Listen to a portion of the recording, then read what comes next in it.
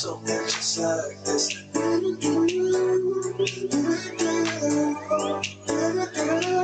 Oh, I want something just like this.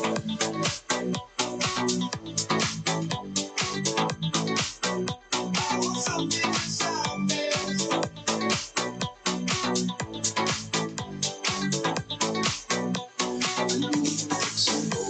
The legends and the myths, the testaments that told, the memories eclipsed, and simple animals, a suit before he lives. But I'm not the kind of person that it fits. She said, where'd you wanna go?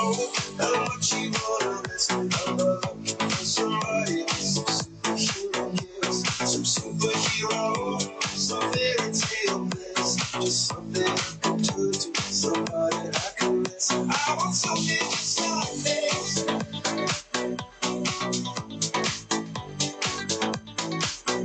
I want something just like this.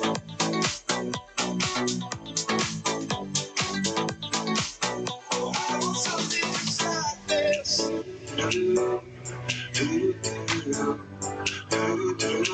Oh, I want something just like this.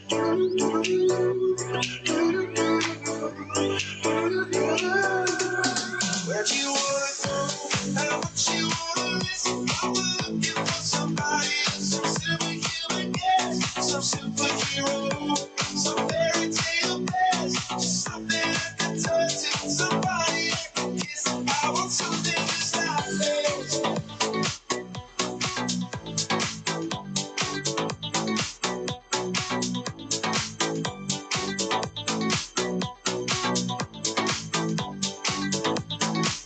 I want something just like this.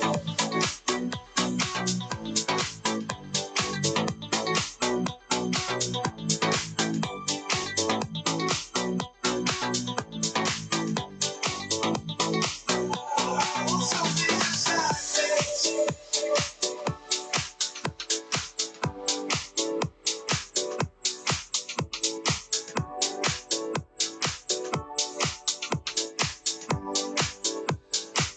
Oh, I want something just like this. In your eyes, there's a heavy blue. Want to love and want to lose. Sweet delight, the heavy truth. What do I want? Don't make me choose. I wanna feel the way that we do that summer night. Drunk on the feeling, alone with the stars in the sky. I've been running through the jungle, I've been running with the wolves to get to you, to get to you. I've been down the darkest alleys of the dark side of the moon to get to you, to get to you. I'm looking up and every stranger took too much easy, girl, for you, yeah, for you. I'll be waiting through the jungle, I'll be running with the wolves to get to you, to get to you, to get to you.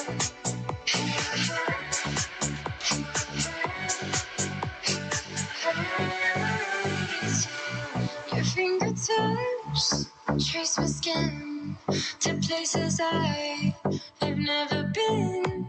Blindly I'm following. Break down these walls and come on in. I wanna feel the way that we did that summer night.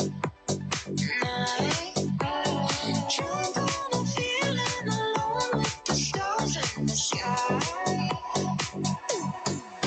I've been running through the jungle, I've been running with the wolves to get to you, to get to you. I've been down the darkest alleys, all the dark side of the moon to get to you, to get to you. I'm looking up and every stranger took too much easy, girl, for you, yeah, for you. I'll be running through the jungle, I'll be running with the wolves to get to you, to get to you,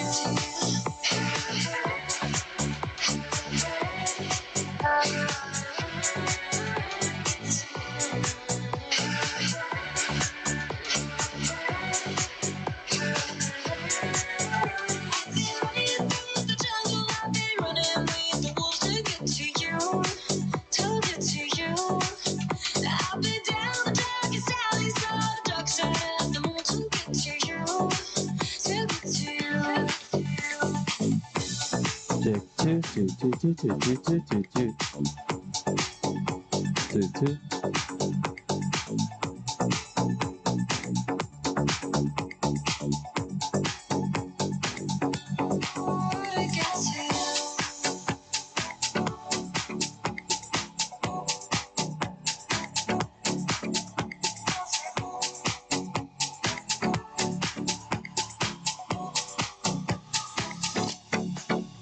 They say, oh my God, I see the way you shine.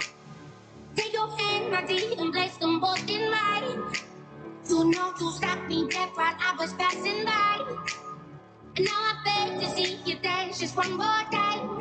Ooh, I see you every time. And oh my, I like your style.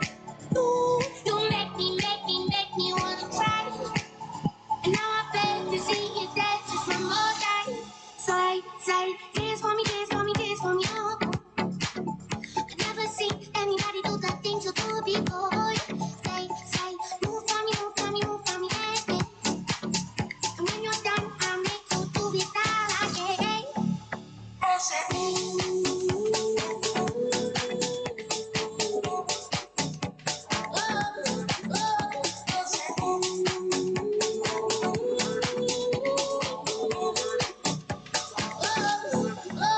I said, oh my God, I see you walking by. Take my hands, my feet, and look me in my eyes. Just like a monkey, I've been dancing my whole life. But you just beg to see me dance just one more time. Ooh, I see you every time. And oh my, I like your style. Ooh, you make me wanna try. And now I beg to see you dance just one more time. Say, dance for me, dance for me, dance for me, oh, oh. I never seen anybody do the things you do before. Say, move for me, move for me, move for me, yeah, yeah. And when you're done, I'll make you do the things again. Say, dance for me, dance for me, dance for me, oh, oh, oh, oh, oh, oh. I never seen anybody do the things you do before. Say, move for me, move for me, move for me, yeah, yeah. And when you're done, I'll make you do the things again.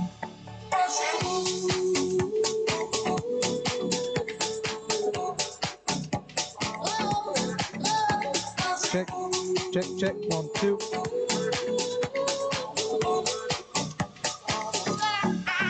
Check.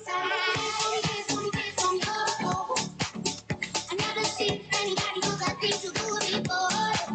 Say, move for me, move for me, move for me, yeah, yeah. And when you're done, I'll make you do it all again.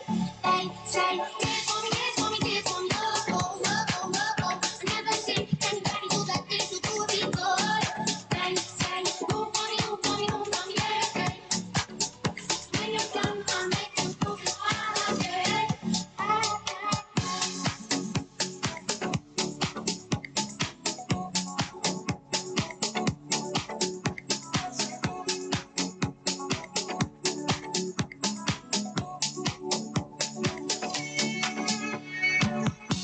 What have you done to me? They've been watching, hurting, falling on my knees. I've been fighting. Don't ask me why, don't make me lie. I didn't wanna hide. Somebody to save me. Somebody to save me. Could you save us? I need favor. Whoa.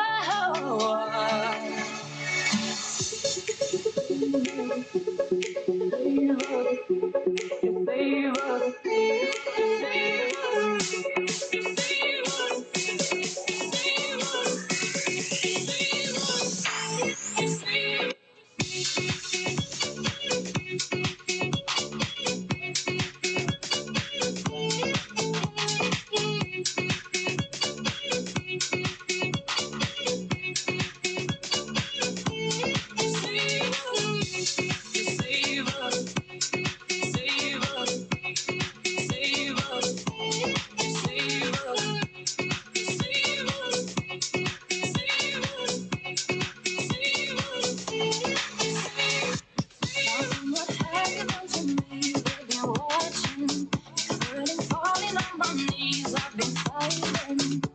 Don't miss me right, don't make me right. We don't wanna hide, we don't wanna hide.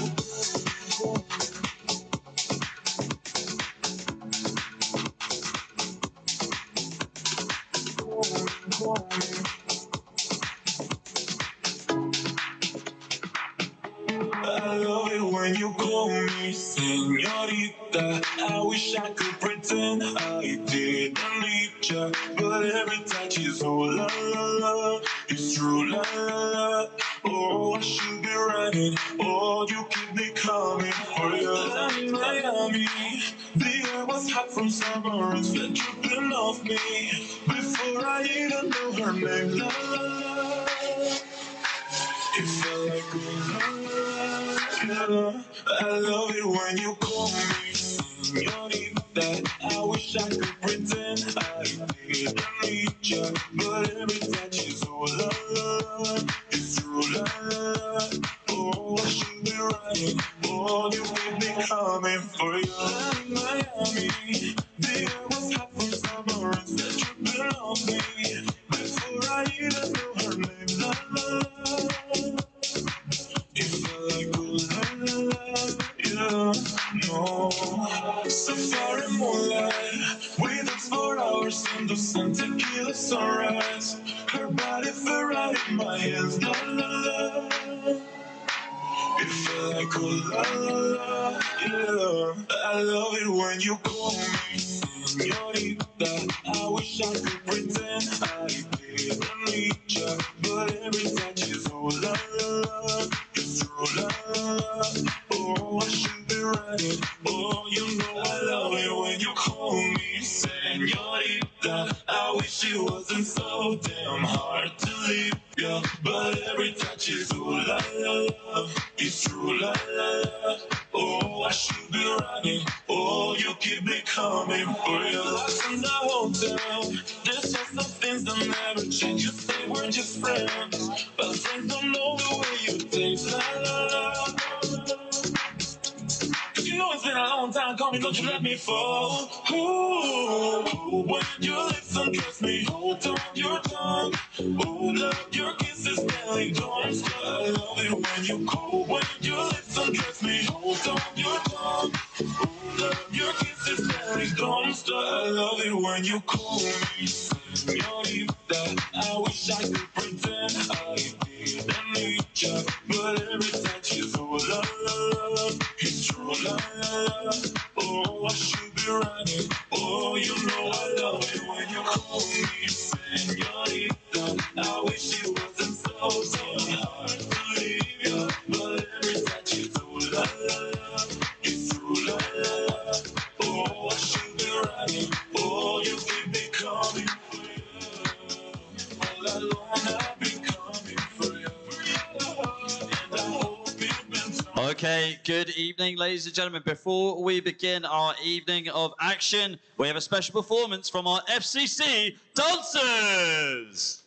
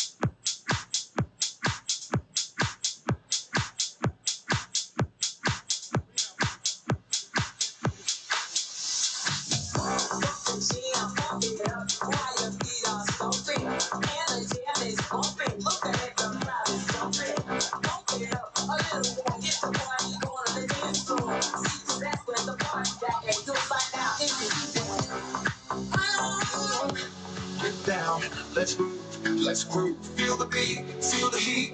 Let's lose, let's choose. This night is ours. The stars, the lights will shine bright. All right, oh yeah. Hands up, don't stop. We're flying high in the sky, so high we're flying by. The bass is thumping, hearts jumping. Boom, let's light it up, don't stop. This room, let's go. Dance all night, dance, dance all night. Feel the vibe, feel the light. Dance all night, dance, dance all night. We won't stop, we'll fight. Come on! There's a flash, light, love this beat. Electric, dynamic, can't take a seat. Our hearts pounding, sound surrounding, keep it bouncing, move astounding. Oh yeah, oh yeah. Dance all night, dance, dance all night. Feel the vibe, feel the light. Dance all night, dance.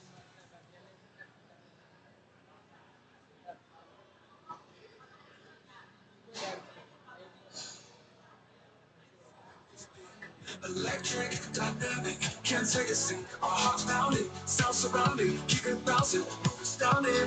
Oh yeah, oh yeah. Dance all night, dance, dance all night. Feel the vibe, feel the light. Dance all night, dance, dance all night. We won't stop, we'll fight. Let's go. Right, so high. Feel it, don't ask. Good evening, ladies and gentlemen, and welcome to FCC Fight Night 8, presented to you by FCC Thailand International Boxing Promotions. We are live from Pattaya, Thailand. My name is Ali Makoni, and I will be your host this evening. We have 12 bouts on tonight's card, including one title fight. Let's kick things off with our first contest this evening. It's a domestic matchup between two fighters from Thailand. Introducing first, fighting out of the blue corner, make some noise for Nathapat Sitchan Singh!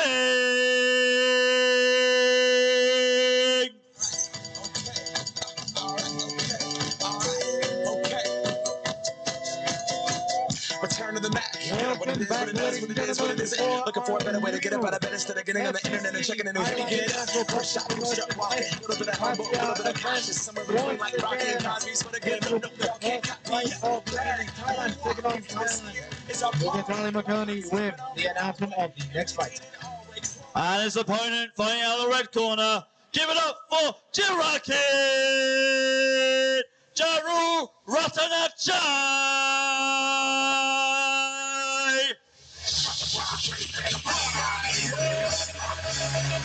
Making his way to the ring, also with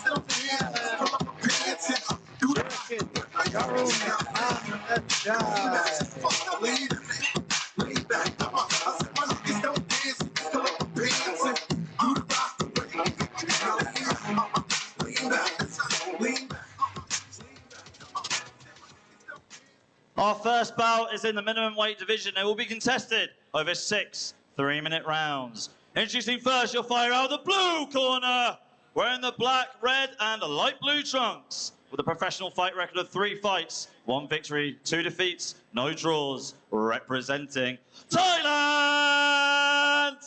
Give it up for Natapat Singh.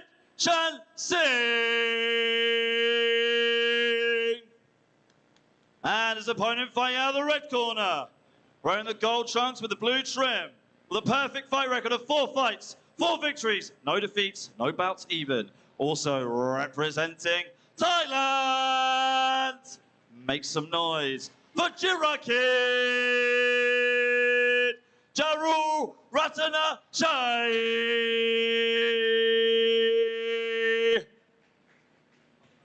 Your judges ringside, Pipat Sisane, Julaton Tarak Kajad, and Carlos Costa. Your referee in charge of the action is Warwick Kao. Okay, here we are, folks. We are back for the next installment of FCC Pattaya Thailand, brought to you by FCC Promotions and Highland International Boxing Promotions. My name is Jimmy, and we have got 12 fights scheduled. The first fight this evening will be Thailand taking on Thailand in a light flyweight fight scheduled for 6 rounds. Jirakit in the gold and blue and Natapat in the red and black. Originally, we had another fighter supposed to face Jirakit. However, he was unable to make it to this fight, so Natapat has just jumped in on, I'm pretty sure, 24 hours notice. So here we go, round number 1, and already Jirakit starting with a very, very strong jab. Some nice, accurate jabs already. Both fighters circling each other in the ring. But Jirakit really looking determined to put Natapat away in the first round. Speaking with Jirakit after his previous fight, he was not impressed with his performance, so I think he wants to prove something here. But Natapat giving some back with some nice hooks upstairs as well. Jirakit now behind the jab, throws a nice right hand to follow. And a very fast start by both of these fighters. And this tends to be the situation for the first fight of an evening. You're still trying to find your footing, but also you're trying to set the pace for the evening as well. But Jirakit looks very determined to try and put Natapat away in the first round. A nice uppercut through the guard, and it hits Natapat on the chin. Natapat looks just stunned ever so slightly. Jirakit slips to the sidelines, a nice left hand with a right upstairs as well. Both fighters in the clinch, and the referee finally involved. Already a minute through round number 1, and it's been a fast start for both of these fighters. Jirakit with a double jab with the right hand, and I just think Jirakit looks more determined and more accurate with these shots, but Natapat definitely has power in those hooks. We've seen him hit people before and shock them with his power. So one thing Jirakit's got to be careful is just bide his time with a jab. It's a 6-round fight. You don't need to go crazy, but I think Jirakit right now looks very much in control of this fight so far. A big right hand over the guard. And you can hear the crowd shouting either at Natapat or Jirakit to keep jabbing. But I think Jirakit looks very good here. He looks very smart, looks very calm now. A nice double jab of a right hand. And the referee's got to be looking at this very closely. Every time Jirakit lands that right hand, Natapat tends to just turtle up and just shell his way out of the situation. And after a while, you've got to start remembering, if you're not throwing something back, the referee's going to step in and tell you something. 1 minute to go of round number 1. And a nice jab downstairs, followed by a right hand upstairs. Jirakit now gets into the clinch, but starts working his way out. A left hand upstairs, a right uppercut through the guard. Jirakit looks like he's almost just in the ear of his opponent, letting him know what's going on. The referee breaks him up once again. 45 seconds to go of round number 1. Jirakit marches towards his opponent. His left hand hanging low, which is usually a good sign that you're very confident in your opponent's speed and power. You know your range, you know your timing, and I think he's trying to load up that right hand now. Jirakit looking for that right hand just over the top. Will he get it before the end of round number 1? But Natapat, to me, for a man who stepped in the ring with less than 24 hours notice, he's done a very good job to stand his ground against someone like Jirakit. That is the clapper for 10 seconds. Jirakit now starting to put his feints together, not punching himself out, not going too crazy. And there's that right hand we were talking about. And that is the end of round number 1. I mean, you've got to give that all the way to Jirakit. A very interesting first round as well. Jirikit just looked very much in control. The first 30 seconds, however, it was a bit of a sloppy affair. Both fighters just scrapping as much as they possibly could. But then eventually Jirikit came out on top of the timing. And there you see that beautifully timed right hand upstairs. Jirikit jabs down to the body. Nadapat brings his guard down, and then he just throws that right hand upstairs. And there was that beautiful uppercut that just went straight through the guard of Nadapat. Now, as we mentioned earlier, Jirikit was actually preparing for another fighter for this fight. However, that fighter did have to drop out. So Nadapat has stepped in on very little notice. Now, the fight just before this that Jirikit had was also in the same ring here, and he was not impressed with his performance. So what he said to me, I remember after the fight, was he needs to do better, he needs to get better, but he's also got a full-time job whilst training as well. So for anyone out there who has a full-time job and wants to step in the ring, you can do it. The man Jirikit is doing it right now. So here we are, folks. Round number 2 for this light flyweight title fight. 6 rounds. 6 rounds scheduled. We're in round number 2 already. And you can see the graphics on the screen. Ne Ling Ung is no longer in this bout. It's actually Nadapat Sitchan Singh. A nice jab down the middle. Both fighters exchanging jabs in the center of the ring.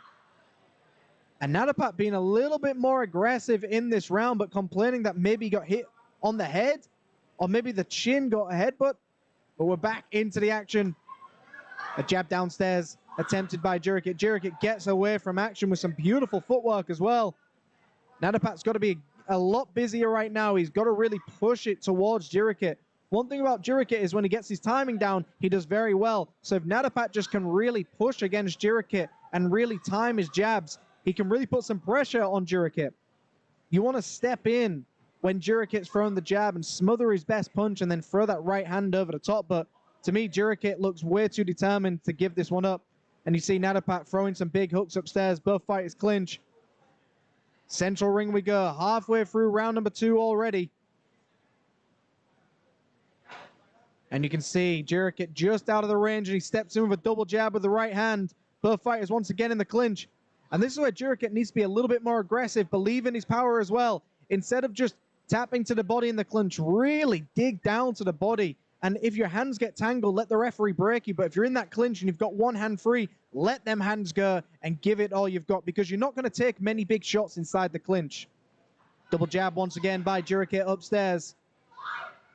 And Jirikit once again just closing the action, closing the distance, trying to find his range, slipping and diving. And a nice jab upstairs once again.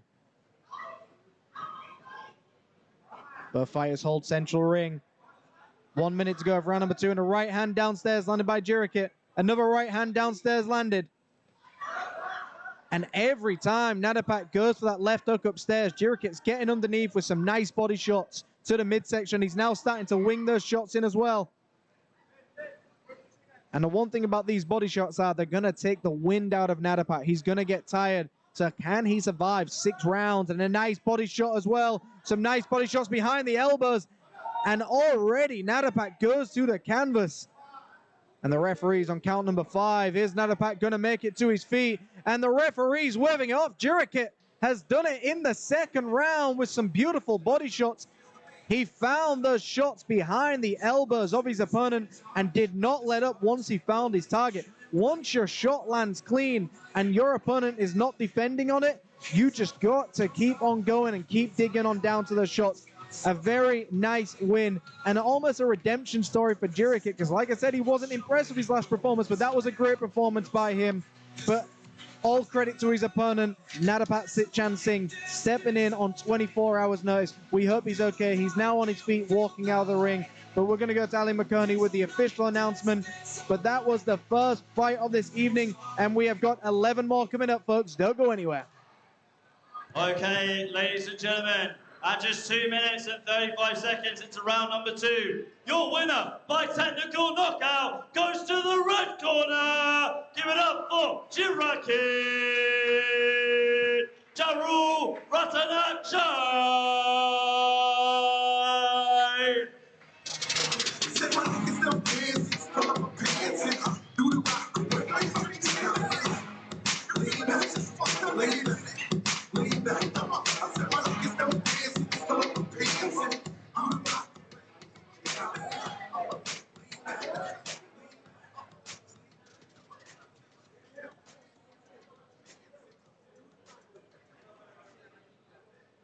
Okay, ladies and gentlemen, we swiftly move on to bout number 2. Introducing first, fighting out of the blue corner. Give a big warm welcome to Patapong Ganya!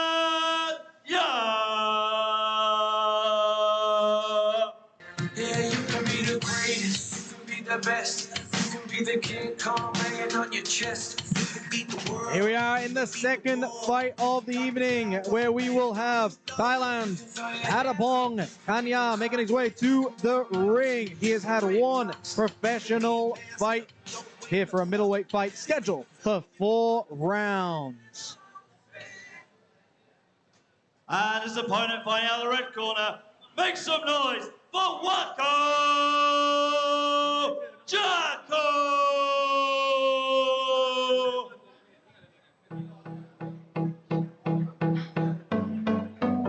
And the man from Liverpool, Jack Corey, aka Wako Jacko, making his professional debut here in Pattaya, Thailand.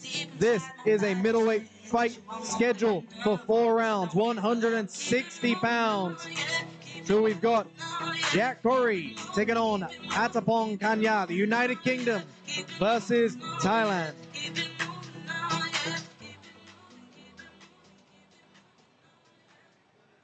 Our second bout is in the middleweight division, and it will be contested over 4 3-minute rounds. Introducing first, your fighter out of the blue corner, wearing the red trunks with a gold and white trim. The professional fight record of 3 fights, 1 victory, 2 defeats, no draws. Representing Thailand!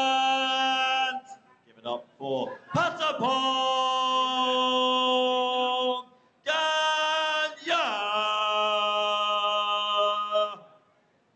And introducing his opponent, fighting out of the red corner, wearing the blue trunks with the black trim, making his professional boxing debut this evening, representing the United Kingdom. Raise the roof for Wako Jacko.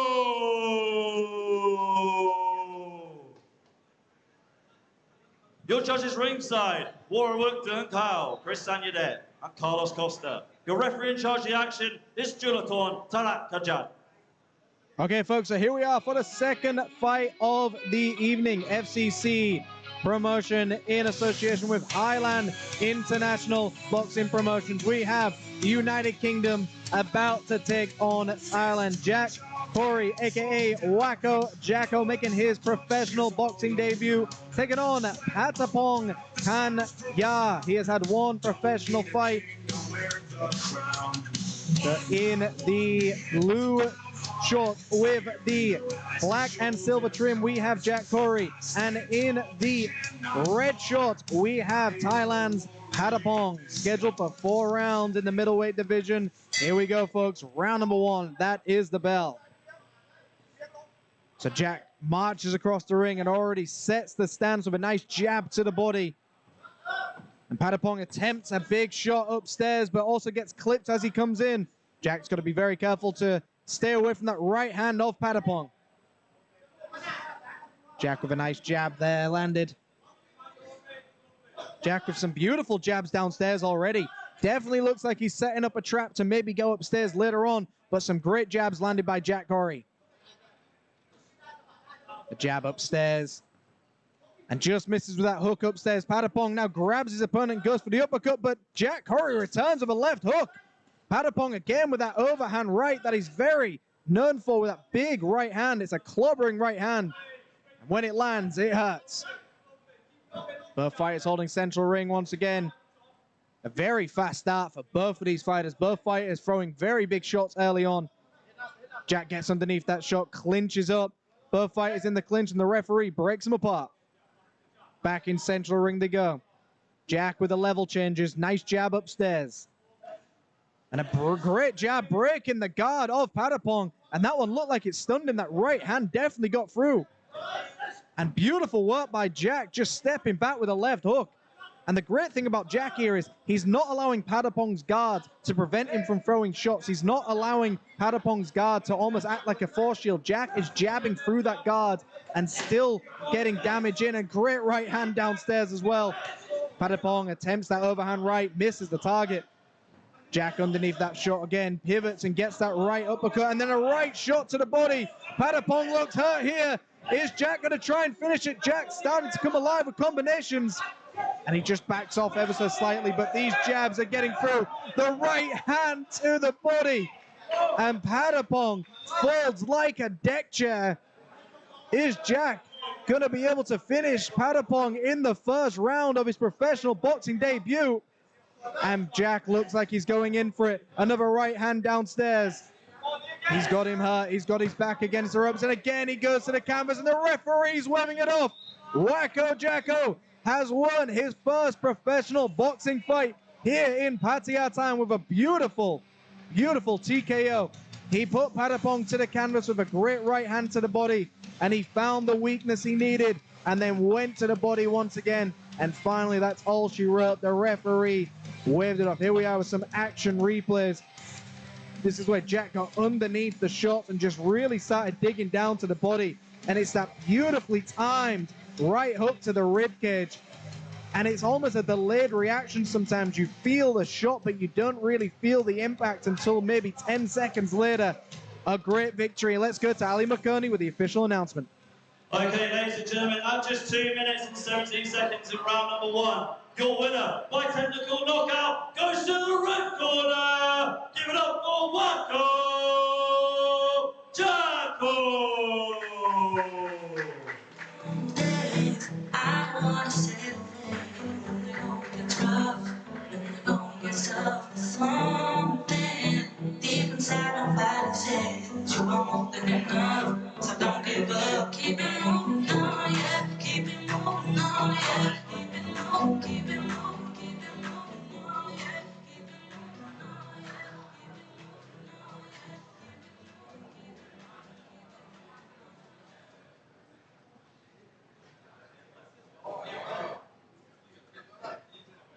Okay, ladies and gentlemen, we swiftly move on to bout number 3. Introducing first, fighting out of the blue corner, give it up for Blue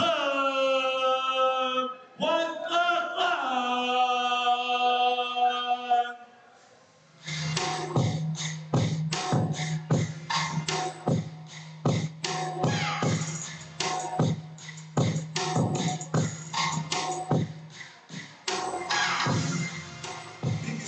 When I'm in the trips, I'm a bigger problem when I get the strips. Murder on my mind, standing for the cause. My proposals and religions, the revolution comes. You wanna know my name? Okay, we are in the third fight of the evening. We have a super lightweight fight scheduled for 6 rounds. Making his way to the ring, Lum Wang Lang, making his professional boxing debut, representing Thailand. As a opponent out of the red corner, raise the roof for Raymond Soledad.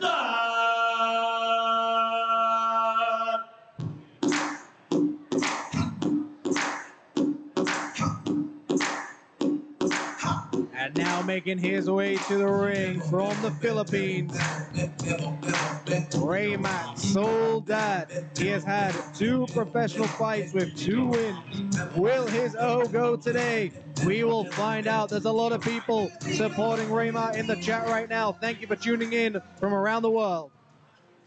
Bout number 3 is in the super lightweight division, and it will be contested over 6 3-minute rounds. Introducing first, your fighter out of the blue corner, wearing the red trunks with the white trim, making his professional boxing debut this evening, representing Thailand.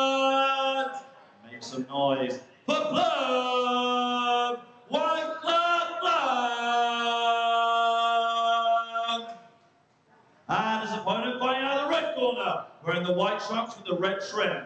The professional fight record of 2 fights, 2 victories, no defeats, no draws.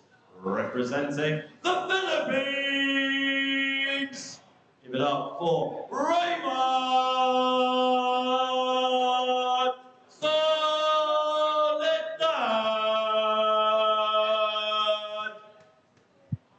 Your judges ringside, Laura Workton and Kyle, P-Bat 6 and 8, and Carlos Costa. Your referee in charge of the action is Chris Sanyede. And here we are for the third fight of the evening. The Philippines taking on Thailand.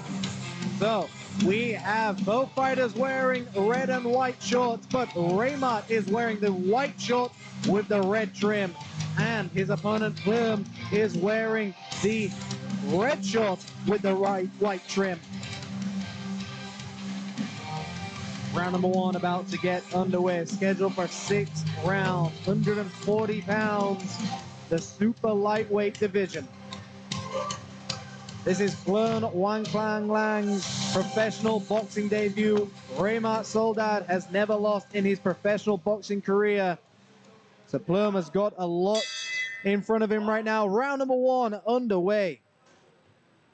A nice jab gets through for Raymart. Plum looks very calm, and we have got a classic southpaw against an orthodox right now. So Plum in the southpaw position and Raymart in the orthodox position. So it's going to be a battle of the footwork. Who can get their lead leg on the outside of their opponents before sending that power shot? And already a great shot landed by Raymart. Took the words right out of my mouth. And he just set up that shot, and it looked like a body shot has put him down to the canvas. And there it is, folks.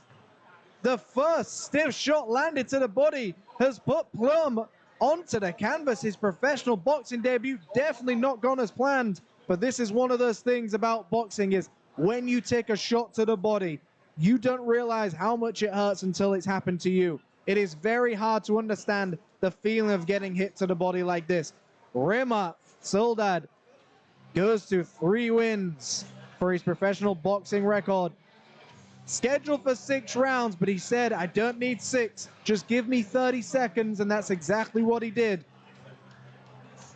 And I think Plum just realized professional boxing, those body shots, they stay with you. They hurt, and it's very hard to get up from it. You see the delayed reaction on that replay. Okay, ladies and gentlemen, at just 33 seconds into round number one, your winner by technical knockout goes to the red corner. Give it up for Raymart Soledad.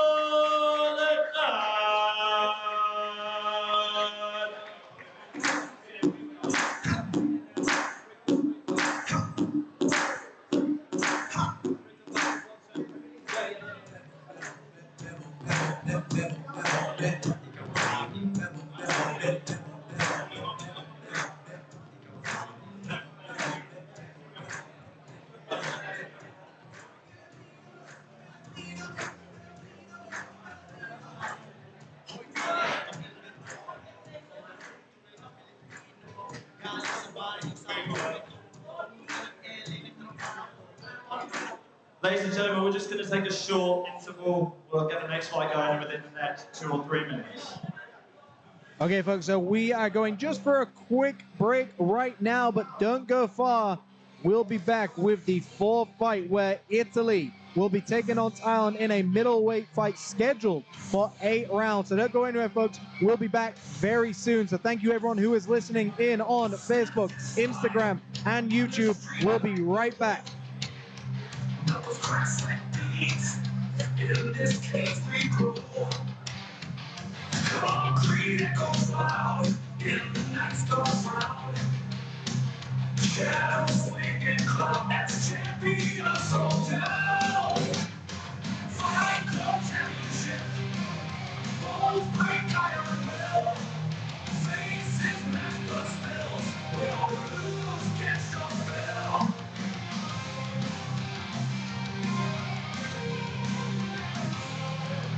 Concrete echoes loud in the night starts round. Shadows swinging cloud as champions go down. Flame club championship. Both break iron will. Faces match blood spells. Will lose, get your fill. Crusoe the line. Every punch a howl. Warriors define. In the darkness prowl. Race arena. Cross burst like a bomb. No rules in between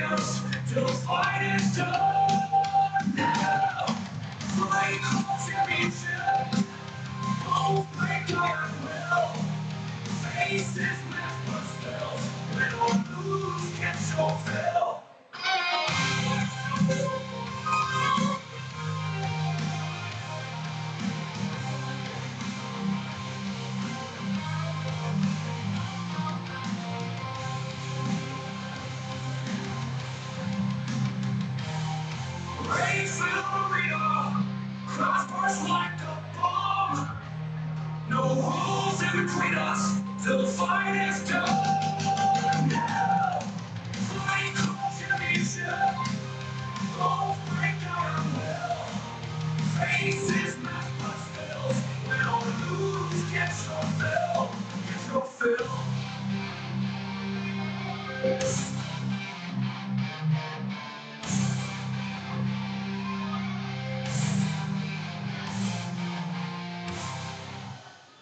Get up, get down, let's groove, feel the beat, feel the heat, let's lose, let's choose. This night is ours, the stars, the lights are shining bright, alright, all night, oh yeah. Hands up, don't stop, we're flying high in the sky, so high, we're flying by. Faces thumping, hearts jumping, boom, let's light it up, don't stop, this room, let's go. This all night, dance all night. Feel the fire, feel the light. Dance all night, dance all night. We won't stop, we'll fight. Come on, get your flashlight. Love this beat, electric, dynamic. Can't take a seat. Our hearts pounding, sound surrounding. Keep it bouncing, feel the stunning. Oh yeah, oh yeah. Dance all night, dance all night. Feel the fire, feel the light. Dance all night, dance all night. We won't stop, we'll fight. Come on. Flash, lights, love is big, electric, dynamic, can't take a seat. Our hearts pounding, sound surrounding, keep it bouncing, it's coming. Ooh yeah, ooh yeah. Dance all night, dance all night. Feel the fire, feel the light. Dance all night, dance all night. We won't stop, we'll fight.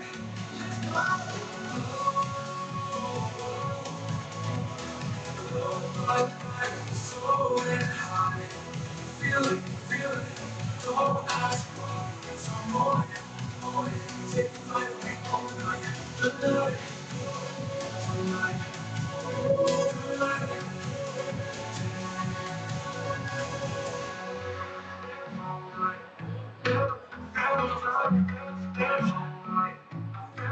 Dance all night, dance all night, dance, we won't stop, we won't fight. Dance all night, dance all night, feel the fire, feel the light. Dance all night, dance all night, we won't stop, we'll fight. Glow, glow bright, we're soaring high. Feel it, don't ask why. It's a moment, feeling like we own the night, tonight. Oh yeah, tonight.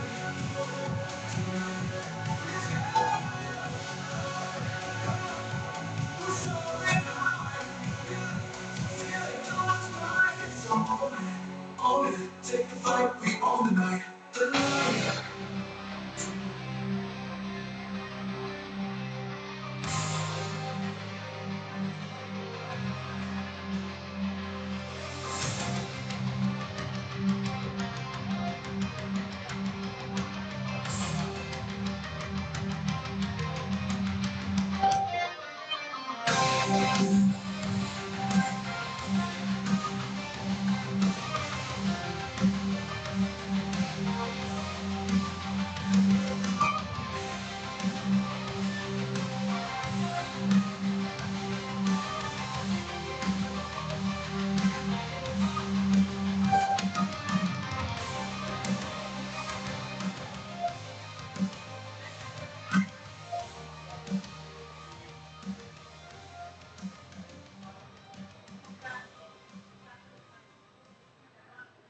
Okay, ladies and gentlemen, we continue the action with fight number 4. Introducing first, fighting out of the blue corner, give it up for Rathakon Singh Malasak!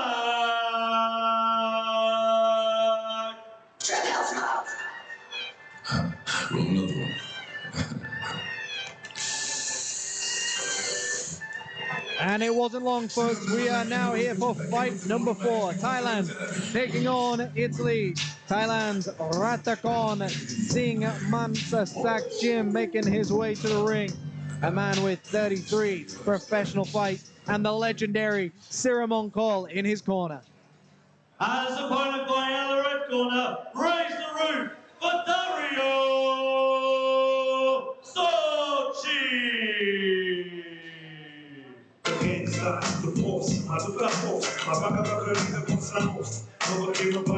And making his way to the ring, all the way from Italy, Mr. Dario Sochi.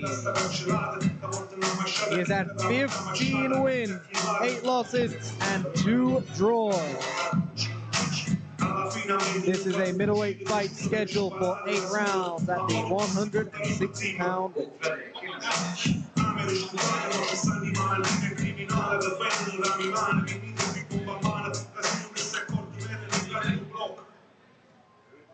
Our fourth bout is in the middleweight division and it will be contested over 8 3-minute rounds. Introducing first, your fighter out of the blue corner, wearing the red shorts with the white trim.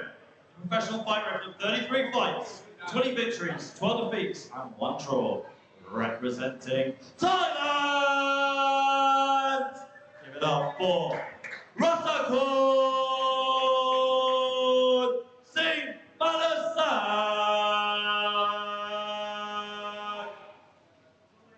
And his opponent fighting out of the red corner, wearing the green trunks with the gold and black trim.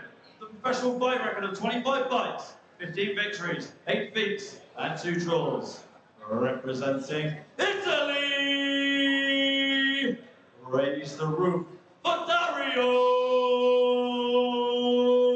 Sochi!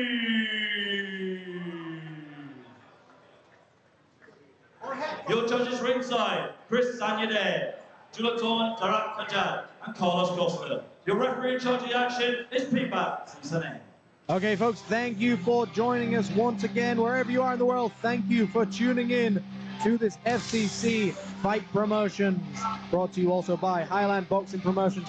We have Italy taking on Thailand. So, Dario Sochi from Italy in the green shorts takes on Ratakon Singh Mansasak Jim in the red shorts. Both fighters very, very experienced. Scheduled for 8 rounds. Now, both of these fighters have just been warming up and been told very quickly that they now need to make their way to the ring. The fights before this have not gone the distance. They must have been watching in the back. The pace has been set for the evening, and here we go, round number 1. The fighters holding central ring, looking very calm in comparison to the first few fights. We've just seen a big overhand right landed by Ratakon as both fights get involved with a clinch. Dario now holds central ring, just tapping away with that jab. A very, very long jab. He steps back, but eats a left hook in the process as well. Ratakon has got some absolute dynamite in those hooks. Both fighters once again in the clinch. Dario just needs to get that jab working for him, just pumping out that jab. A nice right hand down the middle. But he's also got to remember, Ratakon is timing his jab. He's timing Dario's jab to get those hooks over. So Ratakon is doing the right thing to swing those shots upstairs. But Dario just needs to keep that jab pumping, keep stepping back with a jab, and then try and time Ratakon when he comes in with his head down low with either an uppercut or a right hook. But you can see Ratakon just really digging down and trying to get those hooks in upstairs very early on. Clubbing right hand upstairs by Ratakon. Once again, Ratakon just pushes the pace against Dario, and I believe Dario is hoping that Ratakon punches himself out in a situation like this, but you've got to be careful. Hoping someone punches themselves out, that you don't take too much damage in the process. Dario doing a good job right now, just holding his ground, taking those shots on the elbows, and just trying to find those openings in between the long swinging hooks of Ratakon. But Dario just got to start getting those jabs through. He's got to start setting a pace for himself as well, not allowing Ratakon to really set the tone of this fight so far. But equally, Ratakon's given Dario his best shots, and Dario has not once looked rocked. He's not once looked hurt, and that is very difficult for a fighter to give your best shot and realize that the fighter is just still in front of you and doesn't look phased or dazed at all. Less than a minute to go for round number 1, scheduled for 8. Radikon just giving it everything he's got in these winging bazooka-style hooks. Dario gets behind that jab once again and just closes the gap ever so slightly, finding his jab. And a big 1-2 gets through for Radikon. A right hand gets through for Dario and knocks it back for Radikon. And Radikon starts to sway on the ropes, swings a hook downstairs. Both fighters exchange jabs as well. A nice jab upstairs landed by Dario. Dario looking like he's just trying to get that jab working for him, and it's starting to find its home. It's starting to get a rhythm. A big right hand downstairs landed by Radikon. Radikon goes upstairs with another one. And Radikon boxing exactly like someone does in Singh Mantasak Gym. They love winging the shots to the body. They love sitting down in those shots. And what a great first round we just witnessed there. Very close first round, depending how you want to view it. So here we are with some of those action replays. Radikon going downstairs with those right hooks to the body and going upstairs with the right hands as well. So Radikon, to me, was just landing the heaviest shots in that first round. The good thing here is Dario never once looked phased. There was times where Dario allowed Radikon to just fire shots at him, and he held a very long guard and was just hoping that Radikon would punch himself out. And that might be the case. That was only the first round. If Radikon has given everything he's got in that first round and given his best shot, Dario now has a chance to get behind that jab. And of course, Dario has got 2 great fighters in his corner, 2 fighting twins, Efe Kornuk and Ege Kornuk, 2 great fighters as well, and he's very lucky to have those 2 in his corner. But a great round, and we're going into round number 2 for this middleweight fight. So Dario from Italy in the green, Radikon from Thailand in the red. Round number 2, a very interesting first round. Let's see how Dario changes things up here. Dario being a little bit busier with that jab, trying to find his range with that jab, but he needs to throw something with that jab as well. He needs to mix things up. He needs to get that right hand going with the jab. If Radikon just times the jab and waits for a lazy jab from Dario, that's when Radikon can really go upstairs with some big hooks. Both fighters against the ropes here, but Radikon is just pushing his weight against Dario. But Dario looks very confident with his back against the ropes in that situation. A big uppercut gets through as well. Radikon just swinging everything he's possibly got at Dario, but Dario's almost got that Ronald Winky White style where he just walks towards you with a big high guard and doesn't really allow the shots to get through clean. He's taking a lot of shots, but they're not hitting clean. He's taking the sting out of the punches. And eventually Radikon's going to get tired just hitting the guard of Dario. Some nice uppercuts getting through, and now Dario's starting to put the combinations together. And this is exactly what Dario needs to do. Find the timing, find the openings when Radikon starts to calm down, and start putting your combinations together. You cannot win this fight on single punch combinations unless you've got knockout power. Nice uppercut to the body. Overhand right gets in upstairs.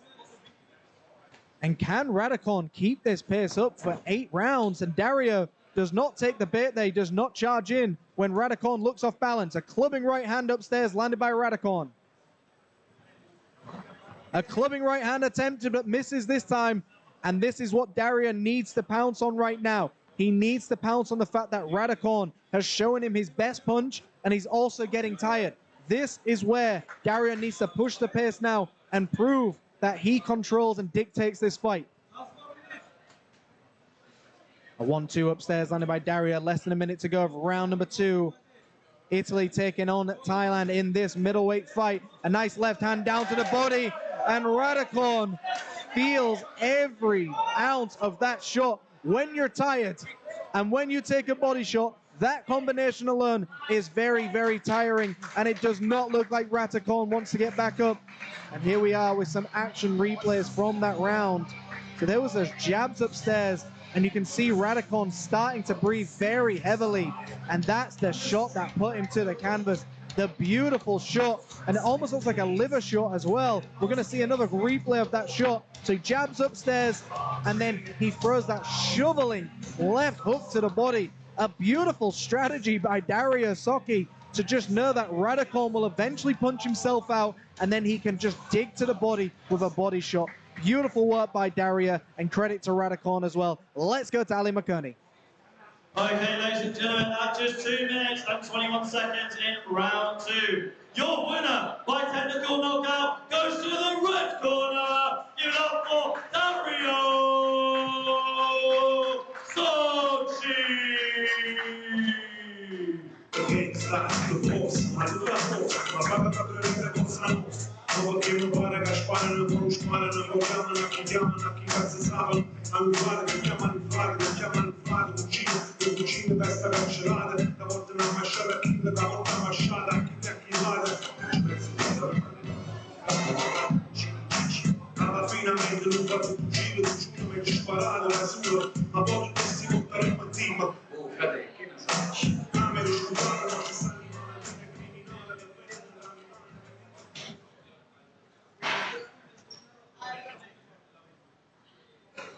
Okay, ladies and gentlemen, we rapidly move on to fight number 5.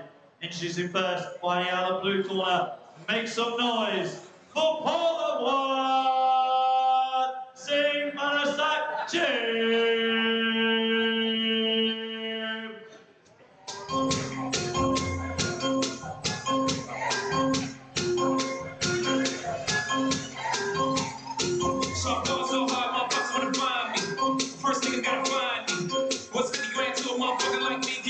Okay, we are already into the 5th fight. Thailand's Polawan Singh Manasak Jim making his way to the ring. 17 fights on his record with Cinnamon Cole in his corner.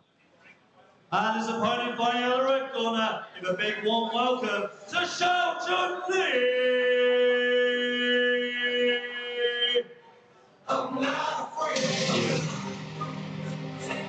It's been a ride. I guess I had to. Making his way to the ring, looking very, very determined, all the way from China, Xiao Chun Li. He has had one professional fight in the boxing world, and he won that fight, representing China in the super featherweight fight scheduled for 6 rounds. Our 5th bout is in the super featherweight division, and it will be contested over 6 3-minute rounds. Introducing first, your fighter out of the blue corner, wearing the black trunks with the gold trim. Professional fight record of 17 fights, 10 victories, 7 defeats, no draws. Representing Thailand! Give it up for Polawan Singh Manasak Jim!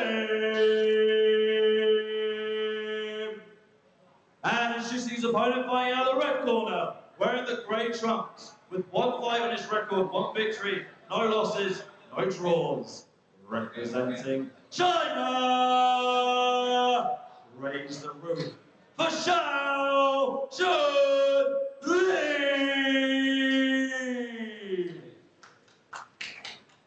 Your judges ringside, Julatorn Tarak Kajad, Chris Sanyadet, and Carlos Costa. Your referee in charge of the action was Warwick Kao. Okay, folks, we are straight into the action for this super featherweight fight scheduled for 6 rounds. China taking on Thailand. So we have Polawan Singh Manasak Jim in the black shorts with the gold trim. Xiao Chun Li from China with the gray basketball shorts. This is his 2nd professional fight, taking on a very experienced Thai fighter, Polawan, with 17 fights, 10 wins, 7 losses. But also, it's worth a lot to have someone like Cinnamon Cole in your corner as well. And here we are, round number 1, about to get underway, scheduled for 6. Xiao Chun starts the action with a nice jab upstairs. Polawan already on the back foot, looks very calm with that jab, just going upstairs with it as well. Xiao Chun jabs down to the body, a beautiful jab down. But a nice slipping jab by Polawan returns the action. Both fighters really using that jab beautifully in the first round, really setting the stage. The best punch you can throw in boxing, especially at the start of a fight, is your jab. Get your range, get your power, get your timing, and then deliver those big knockout shots. An overhand right attempted by Xiao Chun Li. And you can see Polawan already dipping to his left every time he throws that jab and that left hook as well. So if his opponent can read that, he can definitely just throw that right hook over the top. So he's got to be very careful. And there we see that overhand right landed by Xiaojun Li.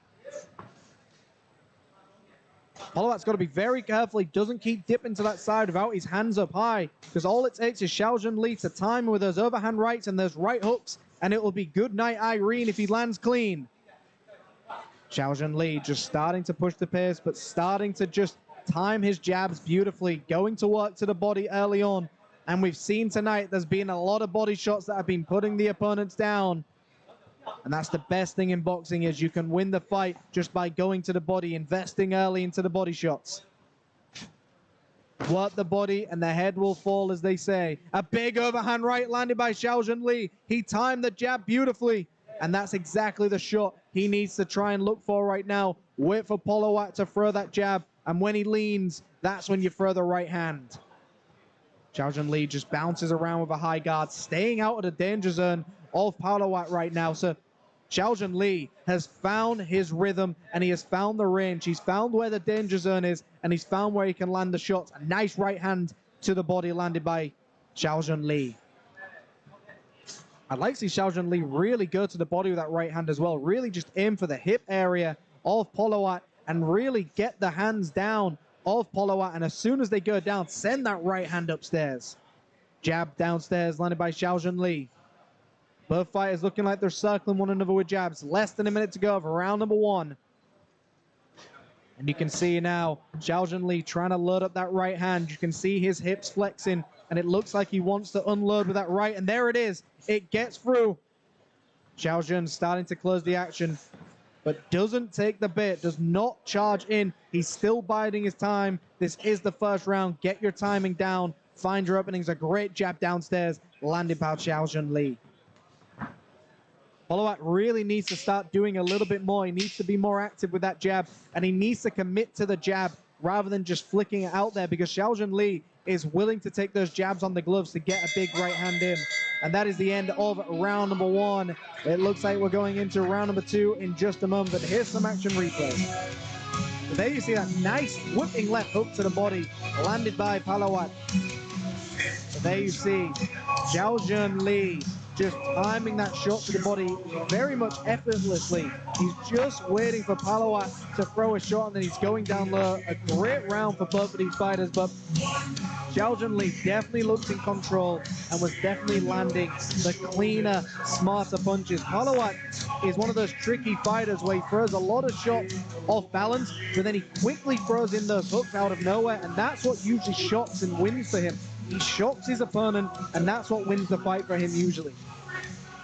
So I'd like to see Xiaojun Li start to go down to the body with that jab, doubling the jab downstairs, even throwing the right hand downstairs. And as soon as his opponent gets confident, that's when he needs to throw the right hand upstairs. Get your opponent into a false sense of security and land your shots. Here we go, folks. Round number two. Xiaojun Li from China in the gray shorts. Polowat Singh Mantasak Jim in the black and gold shorts from Thailand. Scheduled for 6, we're in round number two.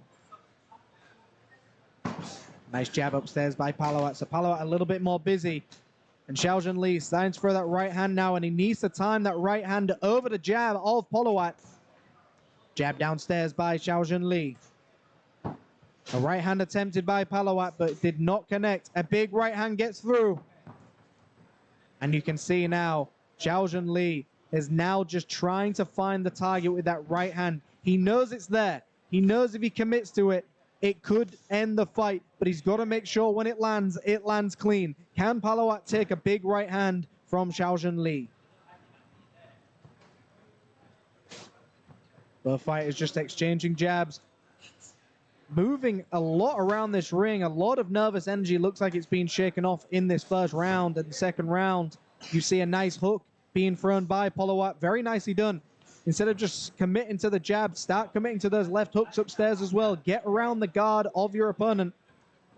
So Xiaojun looks like he's moving, bobbing and weaving, doubling the jab right now. Slipping and moving. He's just, there it is, that right hand to the body, beautifully timed by Xiaojun Li. And he needs to commit to that right hand to the body just ever so slightly more. And once he does, it will really open up that right hand upstairs. Palawat still standing, still flicking out those jabs. The problem here is Palawat's not really committing to any combinations. He's just hoping the shots he throws are just going to land. And I think Xiaojun Li is just a little bit too active and a little bit too smart. And a big right hand gets through.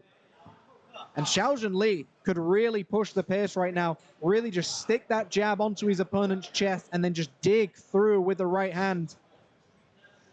I'd like to see Xiaojun Li really hurt his opponent Palawat into the corners. He doesn't need to be in the center of the ring at this stage. I think he's got his opponent where he needs him. And I think he just needs to start pushing him towards the ropes and to the corners and then throw those big right hands upstairs. Left hook upstairs lands. Palawat throws a left hook as well, but Xiaojun Li returns with one of his own. A right hand downstairs, a jab gets through. And Xiaojun Li starting to close the gap. A right hand misses the target for Palawat. Both fighters back again in central ring. 30 seconds to go of round number 2. And he's starting to slip and move, and he's starting to throw the counters now. And this is what Xiaojun Li needs to do. Just wait for the lazy jab of Palawat and get with that right hand over the top. Dancing around. Not long to go of round number 2. There is the clapper. 10 seconds to go. Big right hand by Palawat. A great shot landed towards the end of that round. But is it enough to win that round? I doubt it. Great round for both of these fighters, and we're going into a third round in just a moment.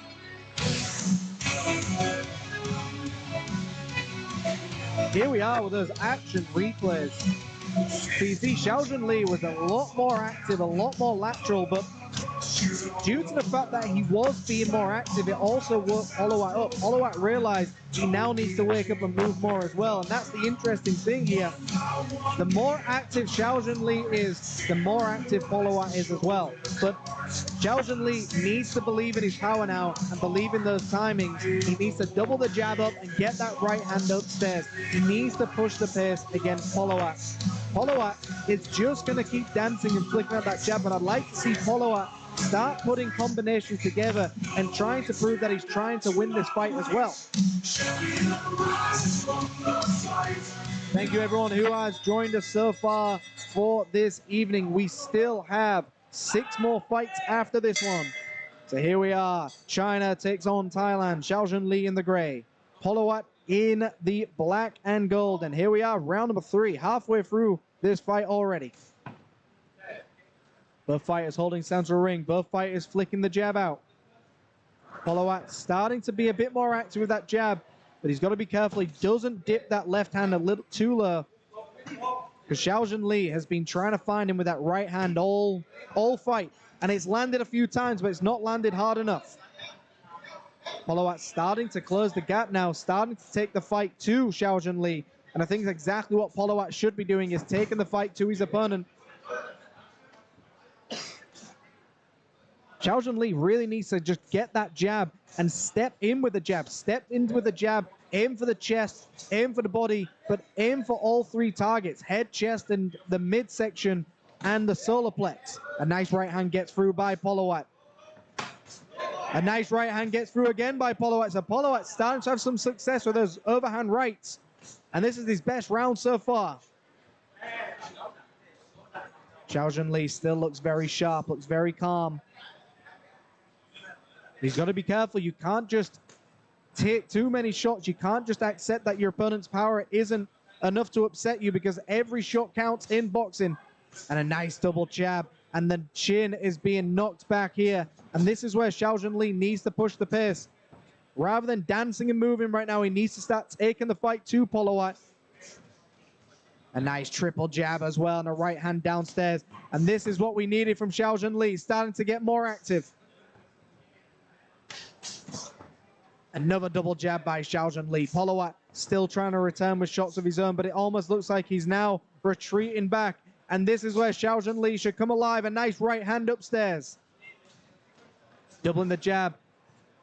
And this is beautiful work by Xiaojun Li. He's now doubling and tripling this jab, and he's looking very effective. And those jabs are going to set up that right hand for him if he chooses to throw it. Less than a minute to go of round number 3. And I don't like Xiaojun Li in the center of the ring. I don't think he needs to be there. I think he needs to get Palawat closer to the ropes and into the corner, and then start bullying his way through with combinations. Right hand upstairs by Polowat. Xiao Li comes alive, a nice combination, doesn't follow it up with anything else. Xiao Li just very, very very methodical, taking his time, not rushing into anything, landing some good clean shots, looking like he could really push the pace, but choosing not to. And that is a man who was just trying to win the fight in a very, very nice fashion, proving to everyone how to hit and not get hit. Great work by Xiao Li. 10 seconds to go for round number 3. Doubling that jab once again.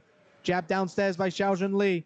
Slips the jab and lands one of his own to end the round. What a beautiful sequence there by Xiao Li.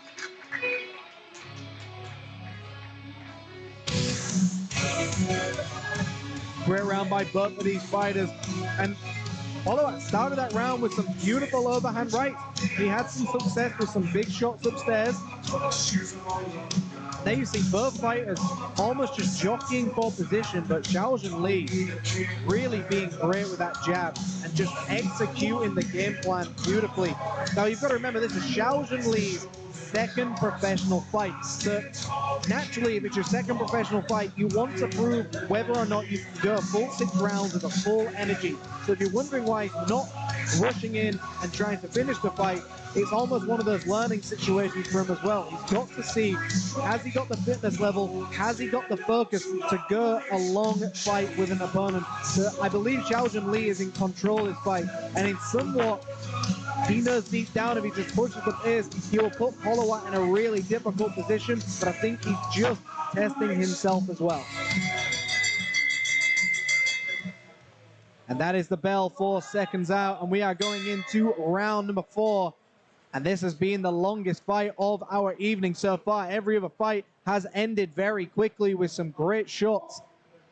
Back into the action we go. The super featherweight fight. China taking on Thailand. Xiao Li in the gray. Polowat in the black and gold. Round 4. Both fighters in the center of the ring. A right uppercut attempted by Xiao Li. Did not hit the target. Polowat goes downstairs with a right hand. And this is where Polowat usually does well in the first 30 seconds of each round. He's usually active, and he usually finds the target with that right hand. And I like to believe he knows that right hand is available, but he's also very, very timid of the fact that Xiao Li is very, very fast. When you're up against a fighter who's very fast, it's very hard to want to commit to a hook, because if you know boxing, you know that a straight punch beats a hook every time. And he knows that Xiao Li's speed right now is just his best weapon. You even see it there. Xiao Li's speed just hitting the guard of Polowat, but definitely getting Polowat's attention. A right uppercut gets through, and a double left hook by Xiao Li. He slips that jab, gets underneath that hook. Walking towards his opponent, a nice double left hook. The Mickey Ward special. Tap him upstairs and go hard downstairs. I'm surprised Polowat is standing after that beautifully timed left hook to the body. Xiao Li starting to close the gap now, starting to go to the body. Polowat looks like he might be hurt here. Xiao Li should really push the pace here. You can see Polowat looks tired from those body shots. Xiao Li looking for the opening, but does not want to go in for it. Does not see the opening like we can. And you can see that left hook to the body is landing well every time. Xiao Li's corners should be shouting at him to just keep spamming that left hook to the body. A right hand as well gets in upstairs. And you can see Xiao Li now just bullying Polowat in this 4th round. And he's going upstairs, but Polowat returns with a right hand upstairs. Polowat playing a little bit of possum there, pretending he's hurt and still throwing back with big shots. Credit to Polowat, but I think Xiao Li has now got to push the pace and really try and put his opponent away. His opponent attempts to clinch him here. A nice double jab. Xiao Li still looks determined. He's finding his angles, but still not pushing the pace. Less than a minute to go. And this is what we were talking about in the middle of the round, which was Xiao Li right now is testing his ability to go a full fight without rushing in, but some beautiful left hooks. Even there, Xiao Li could have pushed the pace, but chose not to. A right hand downstairs gets through as well. Polowat has barely landed anything in this round. A great round so far by Xiao Li. That is the clapper for 10 seconds. And still, Xiao Li finishes every round very strong. Beautiful work and a nice slip with a right hand. And that is the end of round number 4. We're going into a 5th in just a moment.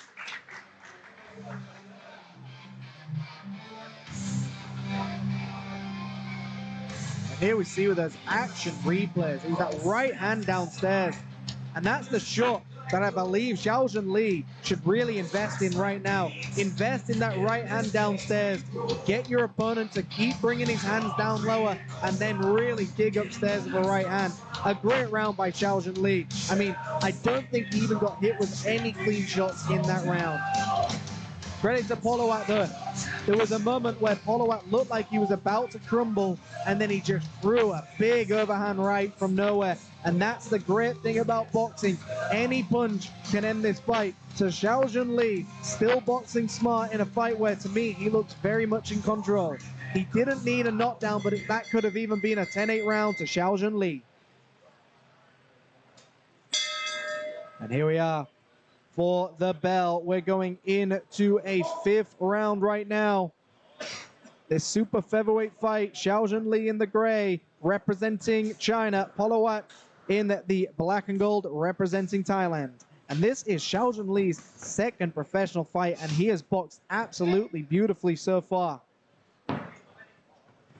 Xiao Li just using a lot of lateral movement, circling around his opponent, just executing that jab. And just being very calm, being very patient. Polowat very flat-footed at this stage and probably looks very tired. Polowat probably just hoping for that Hail Mary right shot. That overhand right that Polowat loves to throw.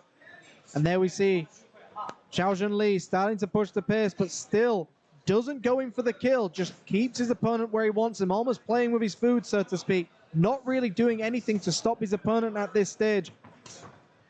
Big right hand upstairs. A nice jab by both fighters. A right hand upstairs landed by Xiao Li. And Xiao Li, you can see, is still trying to find that time with that pull counter. He's hoping Polowat throws a lazy jab, and then Xiao Li is going to come over the top with a big right hand. But he's still not found the target with it in the 5th round. Halfway already through this 5th round. A nice right hand gets through.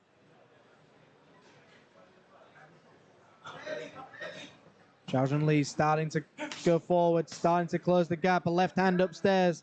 The referee's got to be looking at this one closely. What is Polowat doing right now to try and win this fight? Xiao Li starting to go to town, and this is where Xiao Li should just push the pace.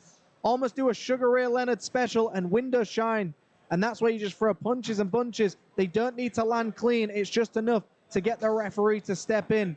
Joe Calzaghe had an entire career on the shoe shiner style of boxing. A big right hand gets through, followed up by a left hook as well. A right hand gets through, all of these shots landing clean. The referee's got to be wondering, is Polowat doing anything to defend himself? Is Polowat doing anything to win? Xiao Li teeing off on his opponent, almost like target practice at this stage. Every shot he is throwing is getting through clean. And we're now at a point where Polowat's not defending himself. And I would be very surprised if...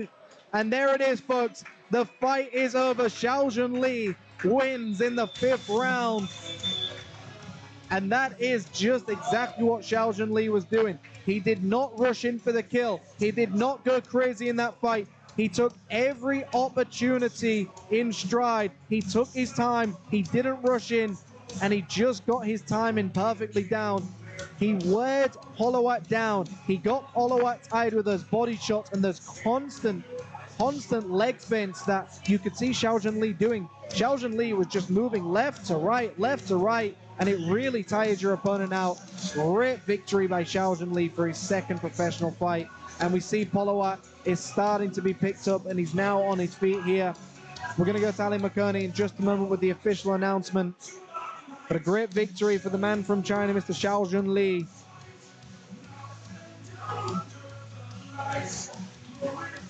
And one of those great situations where a fighter has proven.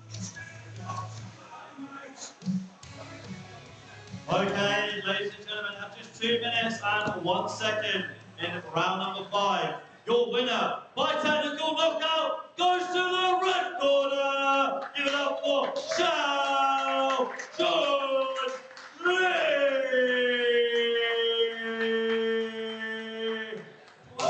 Just take it away, I'm gonna let you stop me from crossing man. When I say I'm gonna do something, I'll do it. I don't give a damn what you think. I'm doing this for me, so fuck the world, feed it being. Cause can't stop, the things are stopping me. I'm gonna be what I set out to be. Without a time, I'm bleeding on the smooth down on me. I'm turning to the no fans of us, I'm trying to ask you why. From infinite pain to the next relax out. This shit, but the results shall be played out.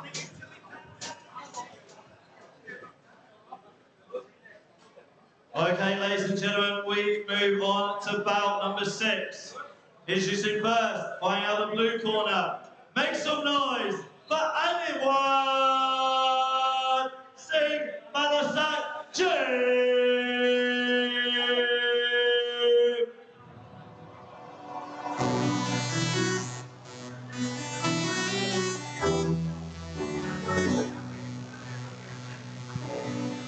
The 6th fight of the evening, we have Thailand, Anuat Singh Mantasak Jim making his way to the ring. 2 wins, 5 losses, 0 draws, wearing the gold trunks with the blue trim.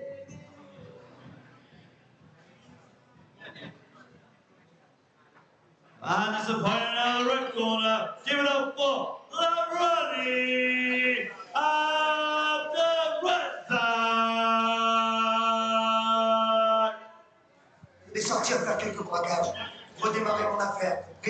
And making his way to the ring from Algeria, Mr. Lamrani Abderrezak. He has had 4 wins, 0 losses, 0 draws. This fight is a cruiserweight fight scheduled for 6 rounds, 200 pounds. Algeria taking on Thailand.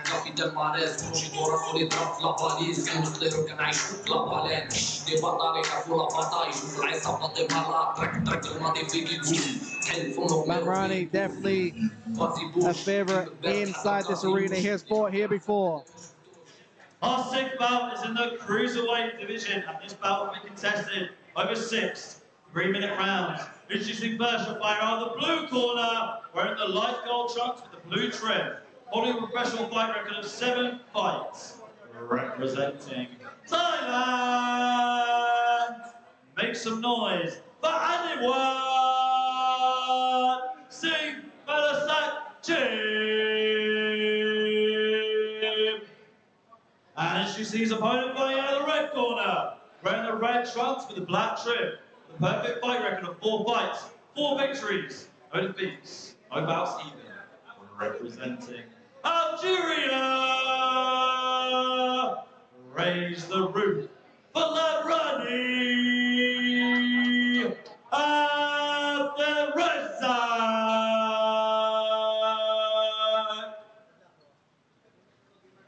Your judges ringside are Pipat Cisne, Chris Sanyade, and Carlos Costa. Your referee in charge of the action is Julakon Tarakaja. Okay, here we are for the 6th fight of the evening. We still have 6 more after this one, folks, but right now we have the cruiserweight battle. Thailand taking on Algeria. Lamrani Abderrezak takes on Aniwat Singh Manasak Jim.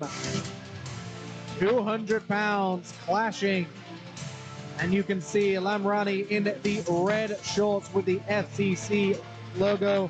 And he'll be taking on Aniwat with the gold shorts, the blue trim. And he has got the legendary Siramon Call in his corner. Scheduled for 6. Round number 1 underway. Lamrani in the center of the ring already.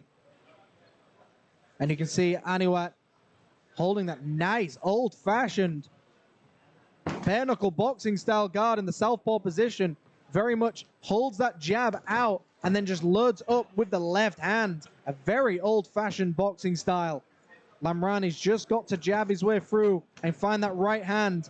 As soon as Lamrani gets that left leg on the outside of his opponent, he needs to send that right hand to the chest. You see Aniwat with that old-fashioned style, and it was a very old-fashioned style back in the day.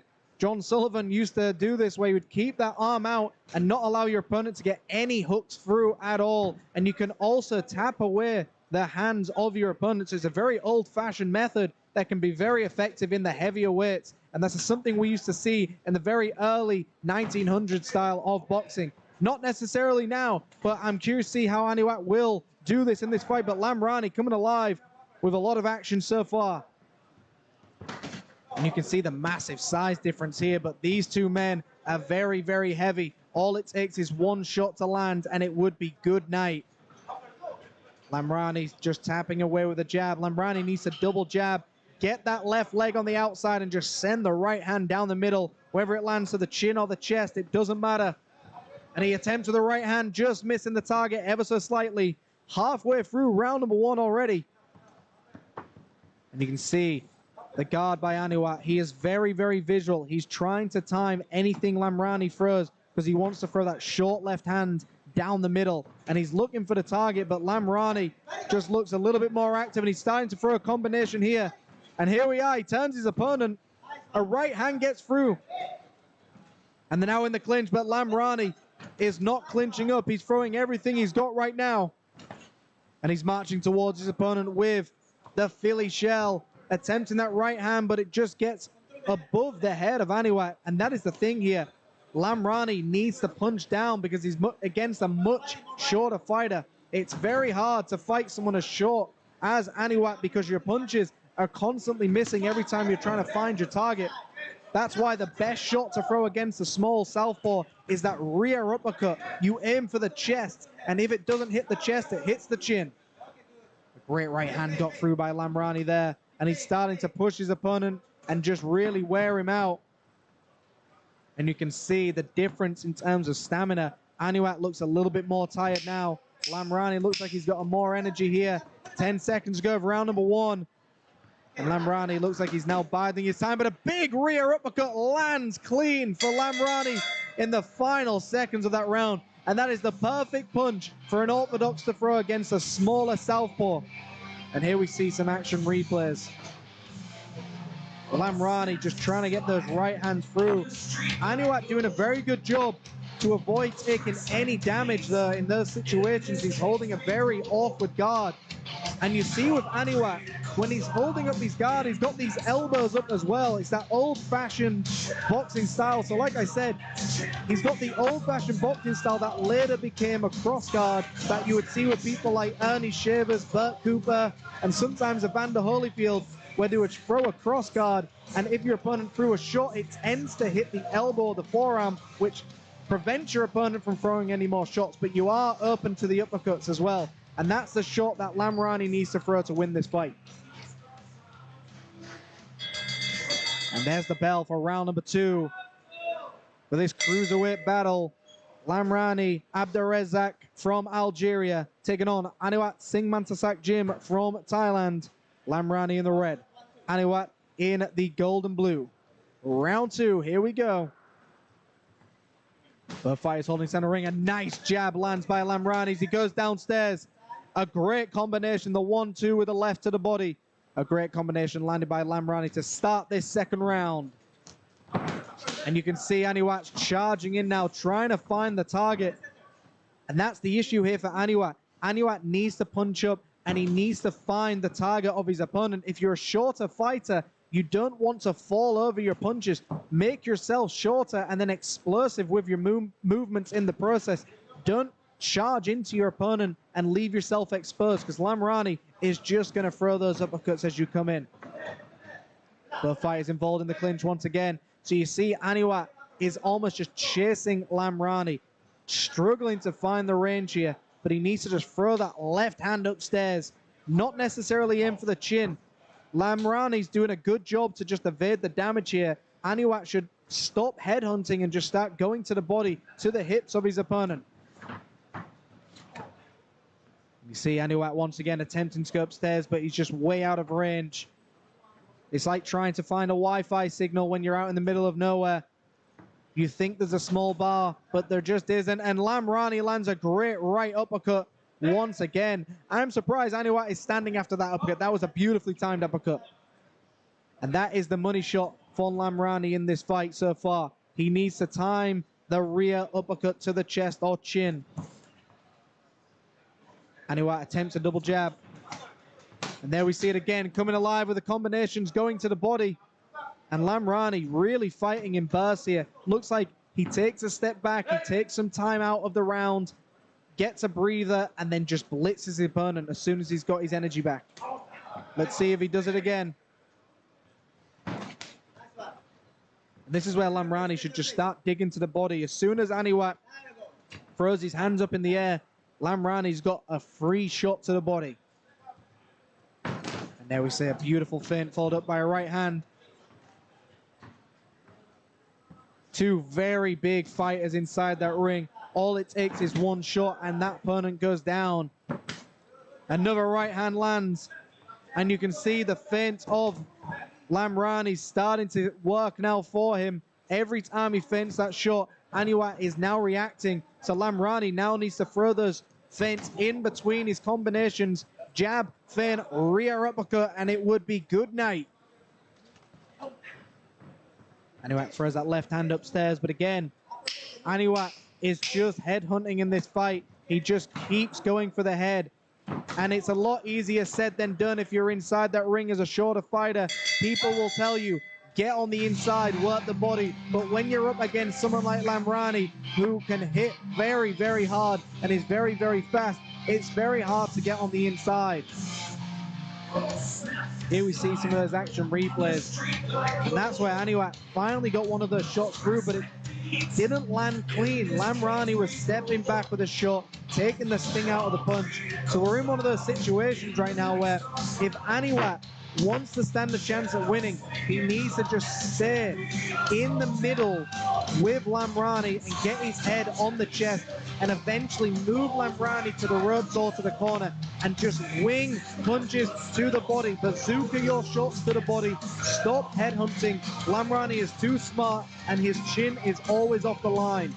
Lamrani doing a great job to be very active, and he's fighting in bursts. He starts strong, the middle of the fight strong, and he ends strong. He's choosing when to be strong inside the round. A very smart job by Lamrani. Here we go, folks. Round number 3. Lamrani Abdes Rezak from Algeria. Aniwat Singmantasak from Thailand. A big shot landed by Aniwat upstairs. A great left hook landed, in fact. And you can see now he's starting to smother the shots of Lamrani, and that's where he needs to be. Smother the jab with your guard and then come upstairs. And this is where Aniwat needs to be. Lamrani eats a right hand in the process, but now starts to throw some big shots to return. So Aniwat starting to find his groove, starting to find the shots upstairs. But is it enough? Lamrani coming alive with some great combinations downstairs as well. Lamrani once again with that right hand, and he's finding that rear uppercut every time now. And now Aniwat goes into the orthodox stance. Will this have some more success for him? And sometimes when fighters go into the opposite stance, either it works wonders or it's an absolute disaster for them. Let's see if Aniwat, the switch hitter, finds success in the orthodox stance. Maybe this is what he needs to do. When he was a southpaw, he was eating way too many shots in the process. And both fighters holding central ring, neither want to engage. The referee's probably going to tell them very soon that you need to engage. No shot was thrown for 30 seconds in that exchange. And that's the respect level of two cruiserweights. Any shot lands clean, and it is out. A double jab downstairs landed by Aniwat. But again, Aniwat's shots are not landing clean. They're not landing crisp. Halfway through round number 3 already, and halfway through this fight. And you can see Lamrani just trying to find his timing, trying to get some shots through. And he starts to sledgehammer his way through some of these shots right now. A jab and a swing upstairs by Aniwat. The jab got through, the hook did not, but a left hook upstairs gets the attention of Lamrani. And I think Lamrani definitely is respecting the power of Aniwat, because some shots in this round have got through for Aniwat. A great left hook downstairs landed by Lamrani. Lamrani needs to really come alive because right now, to me, Anuak's having a great round so far. He's landed some great shots in this round. A great left hook upstairs landed by Anuak. Another left hook attempted. But eventually, Anuak will punch himself out if he keeps swinging these shots. Punching air is more tiring than punching the actual opponent itself. Big left hand gets upstairs once again. A great shot by Lamrani, as well as Anuak getting those left hooks upstairs. Both fighters exchanging great shots inside the pocket.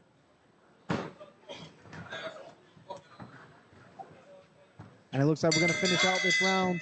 A right hand to finish the action. And that was a very, very interesting round. A very close round indeed. I mean, let's see some of those action replays. There was that left hook to the body landed by Lamrani at the very start of that round. And you see that overhand clubbing right hand by Anuak that got through. So an interesting round, like I said, where it's very hard to say who won that round. I mean, arguably you could give that round to Anuak. He landed some very clean shots upstairs. He landed the more powerful shots upstairs. So in theory, you could give that round to Anuak. I think Lamrani took a little bit of time off in that round, so I'd like to see him be a bit more active in the fourth, but a great round for Anuak, and that's got to give him some hope right now. That's got to give him some hope that he's in this fight and he's got a chance at winning.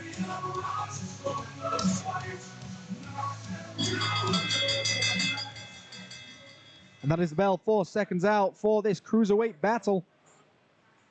Each man at the 200-pound weight division, scheduled for 6 rounds, and that is the bell. Algeria takes on Thailand. Lamrani in the red, Anuak in the gold and blue. A nice jab by Lamrani, and a lot more active, and that's what he needs to be. He needs to be active with that jab. Get that jab pumping and get those rights coming through. Anuak, to me, looks like someone who's got a lot more confidence now in comparison to the first 2 rounds. And that'll do it for you. One good shot that you land upstairs gives you enough confidence to keep going for it. And I think that's all Anuak has.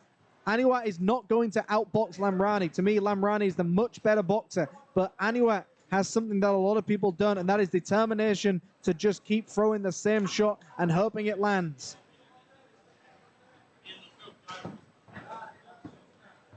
Both fighters holding central ring once again. Lamrani looking like he's just trying to find an opening, waiting for Anuak to commit. A nice left hand downstairs. Has that hurt Anuak, or is Anuak still pumping those left hooks upstairs as well, loading up that right hand? You can see it. If we can see it, there's a good chance Lamrani can too. A nice double jab with a left hand downstairs. And that looks like it may have hurt Lamrani, but Anuak looking hurt right now. Lamrani trying to finish out the action. But Anuak still on his feet. He has taken some huge shots to the body and head, and he's still dangerous. A big right hand upstairs by Anuak. Lamrani nearly took Anuak out, and a great right hand gets through. And you can see Lamrani just trying to dig those jabs through, trying to keep Anuak where he wants him. And you can see the stance of Anuak has completely changed from compared to round number 1. Anuak is very, very tired, and this is where Lamrani needs to push the pace. As soon as Anuak feels any bit of heat, he needs to just keep going. A great jab gets through, and a big clobbering left misses the target. Another one goes through. A windmilling shot by Anuak misses the target once again. A right hand attempt. Both fighters are now just swinging for the fences. Neither fighter really setting up their shots at this moment in time. Anuak a little bit more wild in comparison. Lamrani still looks like someone who is trying to box. Anuak looks like someone who is trying to fight. Jab downstairs by Anuak. Lamrani with a great uppercut. Lands clean. I'm not sure how Anuak does not look fazed by that shot at all. He walked into it. A left hand gets through. 10 seconds of round number 4. A great right hand straight through the middle. Lands clean. And that is the end of round number 4. A very, very good round for both of these fighters. Let's see some action replays. They see that right hand stiff on the end of the jaw of Aniwat. The fact Aniwat took the shot and threw one right back is an absolute testament to how tough Aniwat actually is. To take that many shots from someone like Lamrani and still be standing is nothing short of a miracle. Lamrani Abdurrazak has now got to realize that he's given his best shot to Aniwat and he's still standing. But the one thing that a lot of people probably who are watching right now may have noticed is the shots to the body was really hurting Aniwat. When he got hit to the body, he started to wince. And I think Lamrani has got to thin and double those jabs upstairs, tap upstairs, bring the guard up, and then just dig to the body with hooks. And that is the bell for round number 5. Scheduled for 6 for this cruiserweight fight. Algeria taking on Thailand. A very active first round. Lamrani lands a nice jab upstairs. Aniwat charges in once again with a right hand. And Aniwat fighting like a bull, just charges forward and hoping something lands and connects. Lamrani holding a nice Philly shell, trying to time Aniwat as he walks in. Some nice jabs getting through. Both fighters holding central ring once again. Lamrani dances away from the jabs now of Aniwat. So neither fighter want to engage just yet. And you can see this is a timing battle right now. Kind of like when we saw George Foreman fighting Michael Moore. It was very similar to this. Neither fighter wanting to engage until the exact right moment. And then George Foreman got the most famous walk-off knockout of his career. But at this stage, Aniwat is just throwing some huge shots upstairs, and he's definitely got Lamrani's attention several times. Some of those shots have landed clean, but Lamrani's taken them like a champ. A big right hand, but it looks like Aniwat just lost his foot in there. Definitely not a knockdown, and back into the action they go.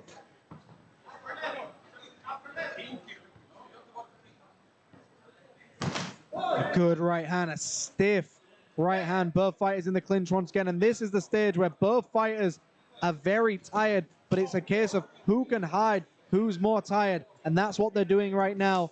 Lamrani gets a nice right hand through. Aniwat throws a big haymaker of his own. So you look at the quality of punches thrown by both fighters. The quality has got to go to Lamrani, but the determination has got to go to Aniwat. Lamrani throwing some beautifully timed and positioned shots. Aniwat just throwing these very odd bazooka, sledgehammer style shots, but they're getting through. They seem to be effective, and we see it right there. The windmill just missing that target once again. Less than a minute to go of round number 5. It looks like we might be going to a 6th round very soon. I'm very surprised this fight went as long as it did. We have seen some absolute haymakers, some absolute fight enders in this shot, and neither fighter has gone down, but a big right uppercut gets through. Lamrani hits him with one of the best shots of the night. Aniwat is still standing. How is Aniwat still standing after that big right hand?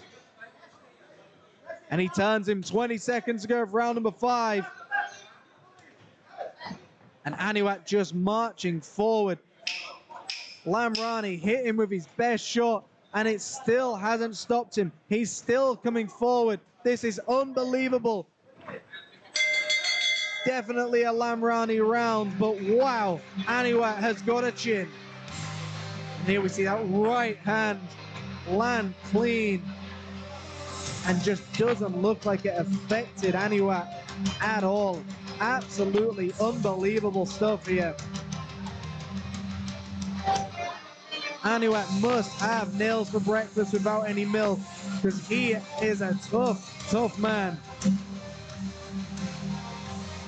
And there is no way Lamrani knew today this is the type of fight he would be in. Every punch Lamrani has given Aniwat, Aniwat has not once given up, and he has not once stopped moving forward. Great fight so far, and we're going into a 6th.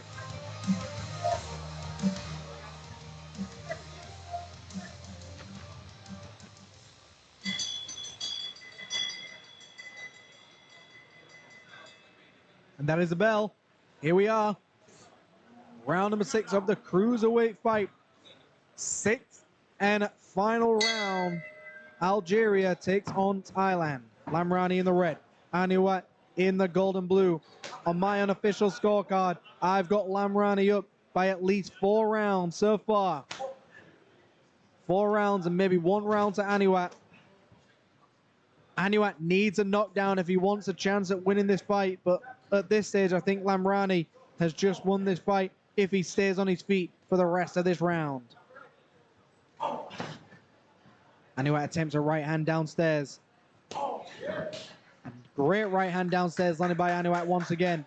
And the best thing here is Aniwat's going downstairs because he's going to try and set up a big right hand upstairs and just pray it lands clean. Aniwat is doing the right thing. He's trying to set the trap. He's trying to set up the big haymaker upstairs and try and get Lamrani to fall for the bit. We will see very soon if it happens. We're waiting for that big shot. It's almost like a great song with a great drop. We know Aniwat is building up to that overhand right. If it lands, what will it do? Lamrani still looks very much in control. A great right hand lands by Lamrani. And Lamrani starting to put these combinations together. He turns his opponent, lands some great combinations. A jab followed up by a right hook. A right hand on the temple of Aniwat. Aniwat goes downstairs again with that right hand. Halfway through the final round for this cruiserweight fight, Algeria versus Thailand, and it's been a great fight so far. Both fighters leaving it all out there, trying to knock each other out. Neither fighter has fallen. Neither fighter has been rocked, but both fighters have been hit by absolute haymakers. And you can see Aniwat just dipping on that right leg and just loading up the hips and just praying that that big right hand he's going to attempt. There it is, a right hand. But is it enough? Was it a little bit too late? Less than a minute to go of the 6th and final round. And that might have been Aniwat's only shot to win this fight. Otherwise, I think Lamrani has now taken this away. A big right hand followed up by a left. 30 seconds to go. Lamrani doing a great job to just keep marching forward in this round, not allowing himself to have a close round on the judges' scorecards. He is trying to prove that he has won this fight and he is winning this round as well. Just coming forward in every situation possible. Great stuff by Lamrani to finish this fight strong. 10 seconds to go. Lamrani starting to throw combinations once again. And that is it. Both fighters land shots at the end. And if you're Aniwat, you probably think you may have won this fight. Very common in boxing is if you land some very close shots, if you land some very big shots upstairs and you think the round was close, naturally you assume you've won the fight. It's a very common thing in boxing. But on my unofficial scorecard, I give Lamrani 5 rounds and Aniwat 1 round. At least 1 round to Aniwat. So now it all depends on what did the judges see in that fight. How did they score it? And let us know at home as well in the comment section. If you're on Facebook, Instagram, YouTube, thank you for tuning in so far. We still have several more fights coming up after this one. Let's go to Ali McCurney. Okay, ladies and gentlemen, for the first time this evening after 6 rounds of action, we go to the judges' scorecards for a decision.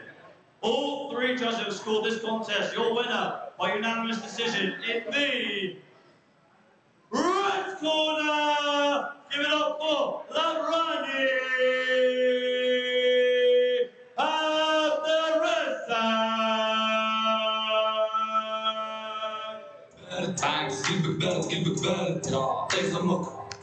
تيزمك مش جاي تخسر مع سبيب المال بارد بعكس قلبك بارد تيزمك مش جاي تخسر مع سبيب المال في سواق مفكر كبار تحكي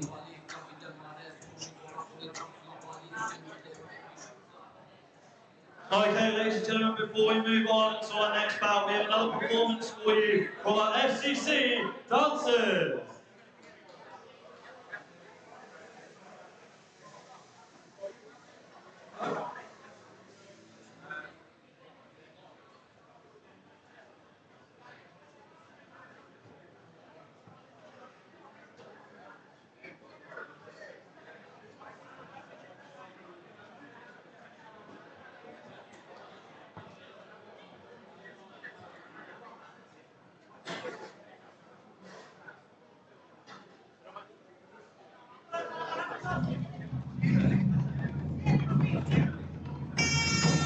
Muay Thai is the most dangerous bare-handed martial art with the use of body parts as weapons, called Nawa Awut, or the 9 weapons.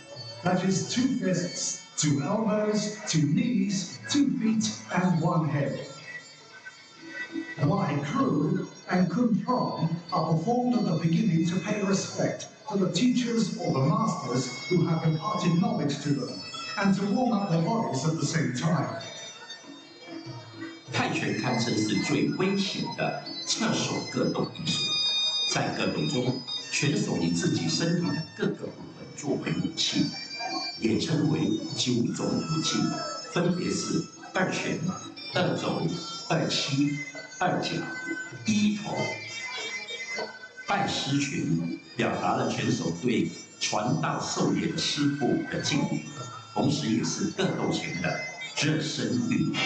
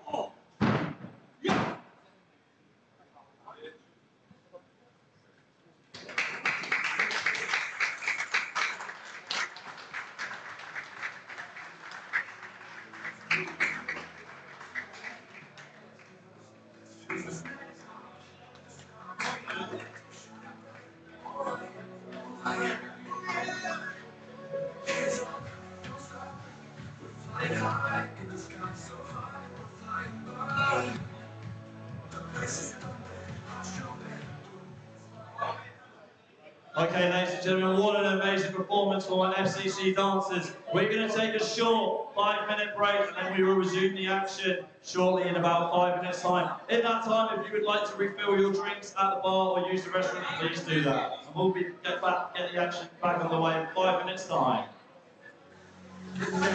Let's move, feel the beat, feel the heat. Let's lose, let's choose. It's ours, the stars, the lights shine bright. All night, yeah. Hands up, don't stop. We're flying high in the sky, so high we're flying by. Let's jump and boom, let's light it up, don't stop. This room, let's go. Dance all night, dance all night. Feel the vibe, feel the light. Dance all night, dance all night. We won't stop, we won't fight. Come on, here's our flashlight.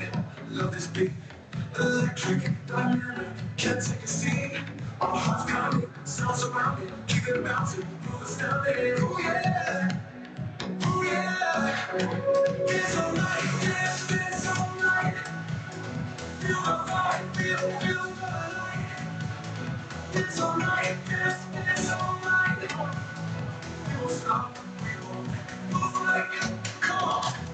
Flashlight, lights, love this beat. Electric, dynamic, can't take a seat. Our hearts pounding, sound surrounding. Keep it bouncing, move astounding. Ooh yeah, ooh yeah. Dance all night, dance all night. Feel the vibe, feel the light. Dance all night, dance all night. We won't stop, we won't fight. Let's go. Glow, bright, soaring high. Feel it, go now.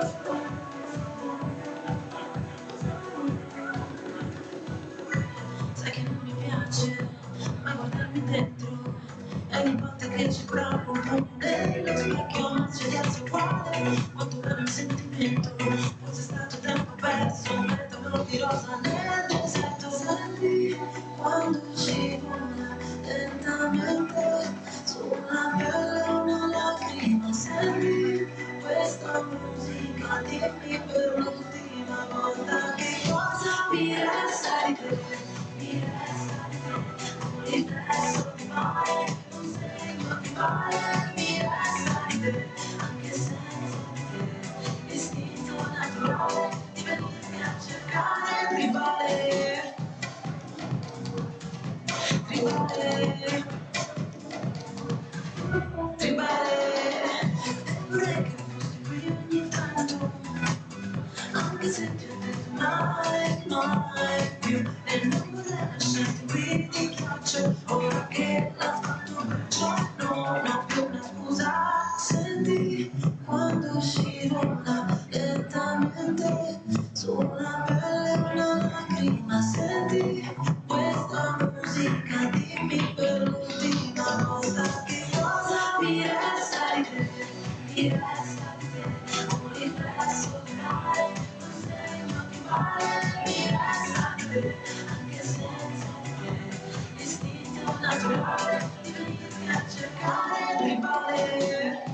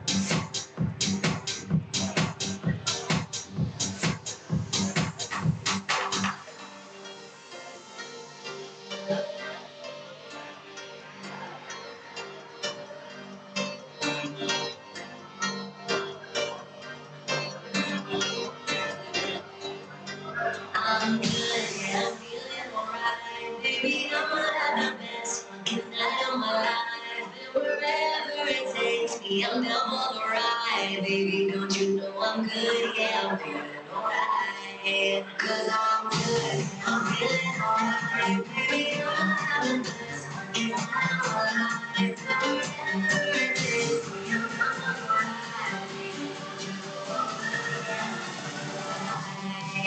ride. Baby, don't you know I'm good, yeah, I'm feeling alright.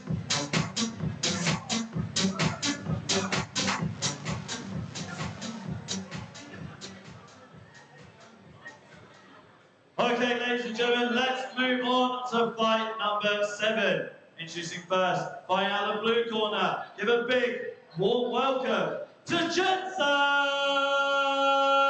Po-Si!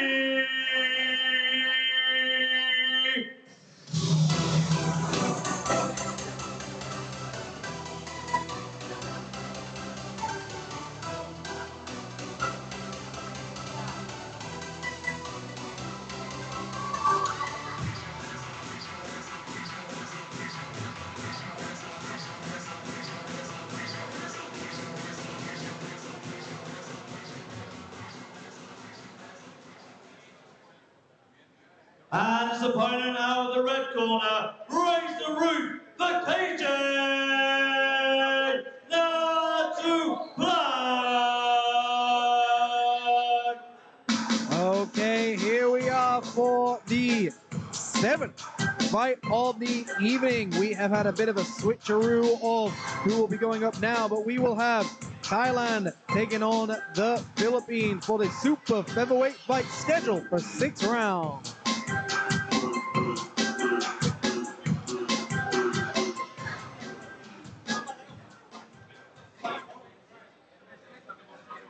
Our 7th bout is in the super featherweight division. It will be contested over 6 3-minute rounds. Introducing first, your fighter out of the blue corner, wearing the blue trunks with the gold trim. With a professional fight record of 9 fights, 5 victories, 4 defeats, no draws. Representing Thailand! Give it up for Jensak Po-Si! And his opponent fighting out of the red corner, wearing the black trunks with the maroon trim. Professional fight record of 18 fights, 12 victories, 4 defeats, and 2 draws. Representing the Philippines! Give a big warm welcome to KJ Natu Black!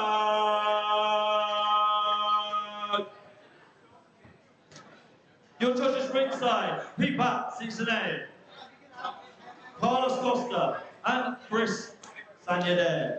Your referee in charge of the action is also Chris Sanyade.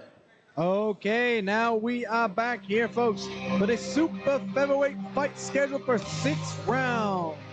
KJ Natu Black from the Philippines with 12 wins, 4 losses, and 2 draws on his record, taking on Thailand's Jensak Po-Si with 5 wins, 4 losses, 0 draws. We are scheduled for 6 rounds, 130 pounds. So KJ in the black and red shorts taking on Thailand's Jensak in the blue and gold shorts. Round number 1 on the way.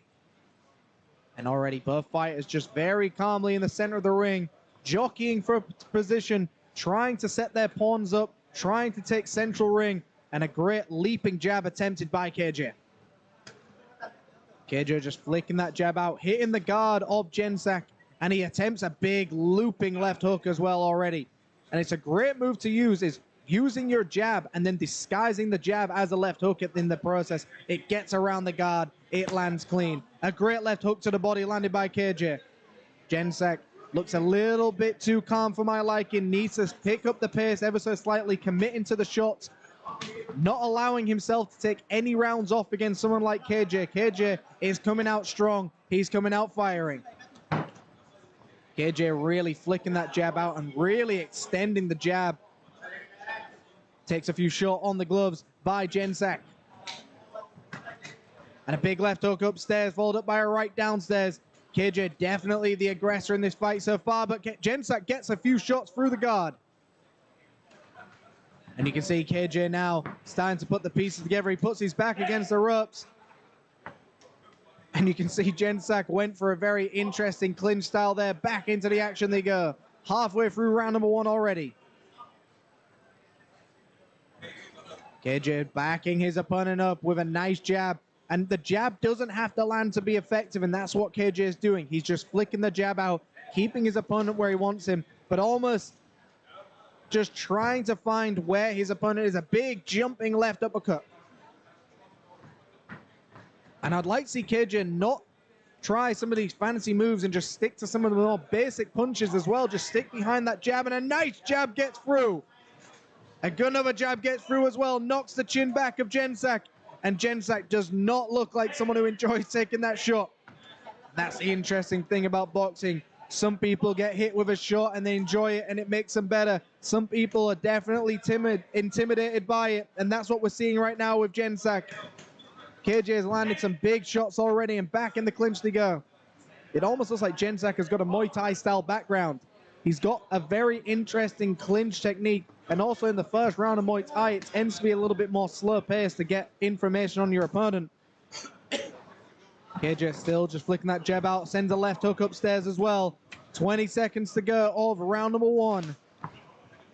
Left hook downstairs. KJ backs him up with a right hand and a left, and it knocks him back. Is KJ going to try and finish this round strong? The referee looked like he's about to jump in as soon as he can. And that is the bell for round number 1. And I think Jensak was moments away from being stopped by the referee there. KJ landing some big shots. And here we see that corkscrew jab. And a corkscrew jab is almost a jab with an uppercut in the same style of punch. And it was a beautifully timed shot, straight through the middle, right on the chin, and knocks the head back of Jensak. KJ definitely controlling the pace of this fight so far, and that is definitely a round to KJ on my unofficial scorecard. Jensak just needs to be busier. He needs to try something. He can't just commit to these very nonchalant punches where he's not really throwing any power behind him. He's got to start stiffening up the jab. He's got to set his feet and really believe in some right hands. That is the bell for seconds out. We're going into the next round. Round number 2, scheduled for 6 in this super featherweight fight. The Philippines taking on Thailand. KJ in the black with a right hand to the body. Jensak goes to the canvas, and the referee's waving it off. The second round, and it is all over. And that might have been the third punch of that round. What a beautifully timed right hand landed by the man from the Philippines. Let's see an action replay. Hopefully the camera's got it. He backs him up with a jab. Jabs downstairs. And here it is. That right hand to the solar plexus. What a beautiful shot. And that was the shot that KJ was clearly setting up from the beginning. Jabbing his way through, and then jabs upstairs, left hook, and then a right hand to the solar plex. Let's go to Ali McCurney. Okay, ladies and gentlemen, at just 13 seconds into round number 2, your winner by technical knockout goes to the red corner. Give it up for KJ Katupa.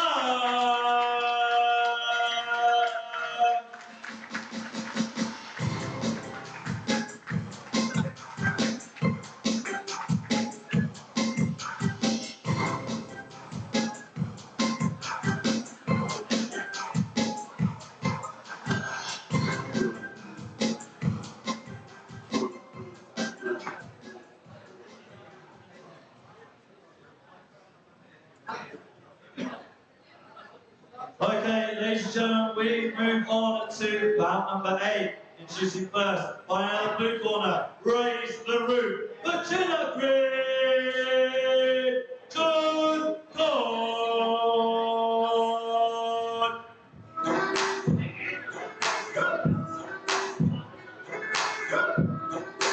And the man making his way to the ring, Chinakrit Siramongkon Jim, an absolute fan favorite here in Thailand. He took on the great Peter Denman in the Body Shot Challenge very recently as well. Chinakrit has been in the ring with several good fighters. He has got 5 wins, 7 losses, 0 draws, and he is about to take on his opponent in this heavyweight fight scheduled for 4 rounds. And his opponent out of the red corner, make some noise for Bartleby Sayon!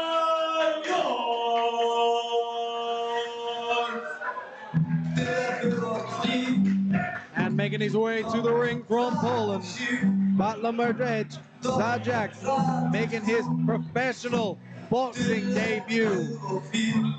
This fight is scheduled for 4 rounds, 225 pounds plus for this fight.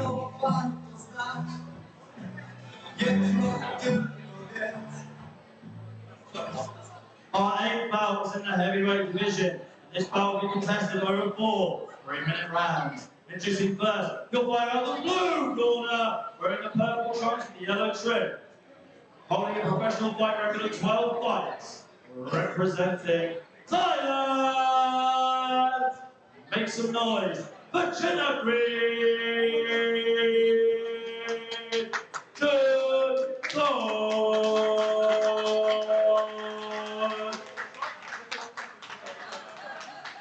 And the opponent fighting out of the red corner, wearing the black trunks and the yellow trim, making his professional boxing debut this evening, representing Poland. Raise the roof for Bartleby Sayon.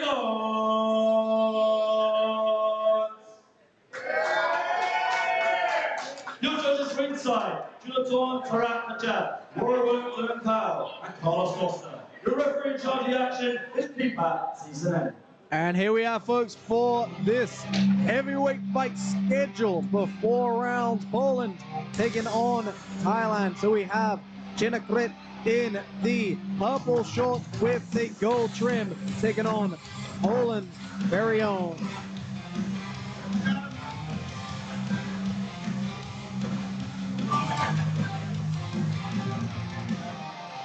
Here we are, folks, Bartleby taking on Chinakrit. Poland versus Thailand, 4 round schedules, and here we are, round number 1, scheduled for 4 3-minute rounds. Bartleby doing a great job already, and you can see the massive size difference between these two fighters. Same weight category, but you can see how much taller Bartleby is. And Chinakrit has been in that ring with some of the best fighters ever as well. He is a legend here in Thailand, gets in with anybody, takes on anybody they ask, and he would fight every week if he could. Both fighters holding central ring so far. Nice wide stance for Bartleby. He throws a nice jab upstairs. Chinakrit returns with a jab. Bartleby just trying to find his range. It's his professional boxing debut. A nice jab downstairs, a spearing jab to the midsection. Bartleby with a right hand, just missing the target. Chinakrit counters with a left hook, but a right hand upstairs by Bartleby. And Bartleby with a left hook upstairs puts Chinakrit to the canvas. He falls face first. And that is a way to start your professional boxing career, with a knockout. Bartleby Zajac with a right hand. A double right hand here, a left hook, and Chinakrit was out before he hit the floor. What a beautiful left hook we just saw. He feints his opponent pulls his guard forward, and then Bartleby just throws the left hook through, and it lands clean, and his opponent falls forward. And the thing about boxing is if they fall forward, they tend to not get back up. Let's go to Ali McKerney. Okay, ladies and gentlemen, at just 1 minute and 5 seconds into round one, your winner by technical knockout goes to the red corner. Give it up for Bartholomew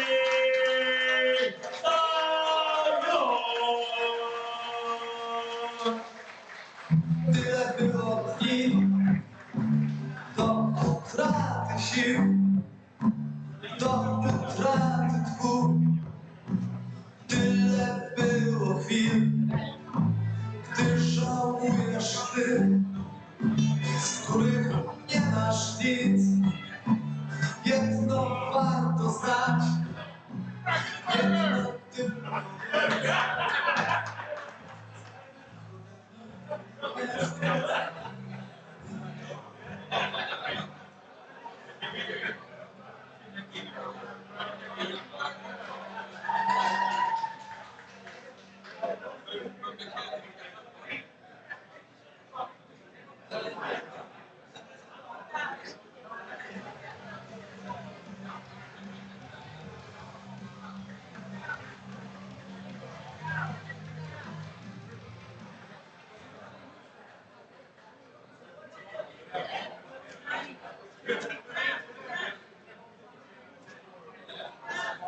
Okay, ladies and gentlemen, we swiftly move on to bout number 9. It's just the first one by out the blue corner. Give it up for Basharin Sanfakon.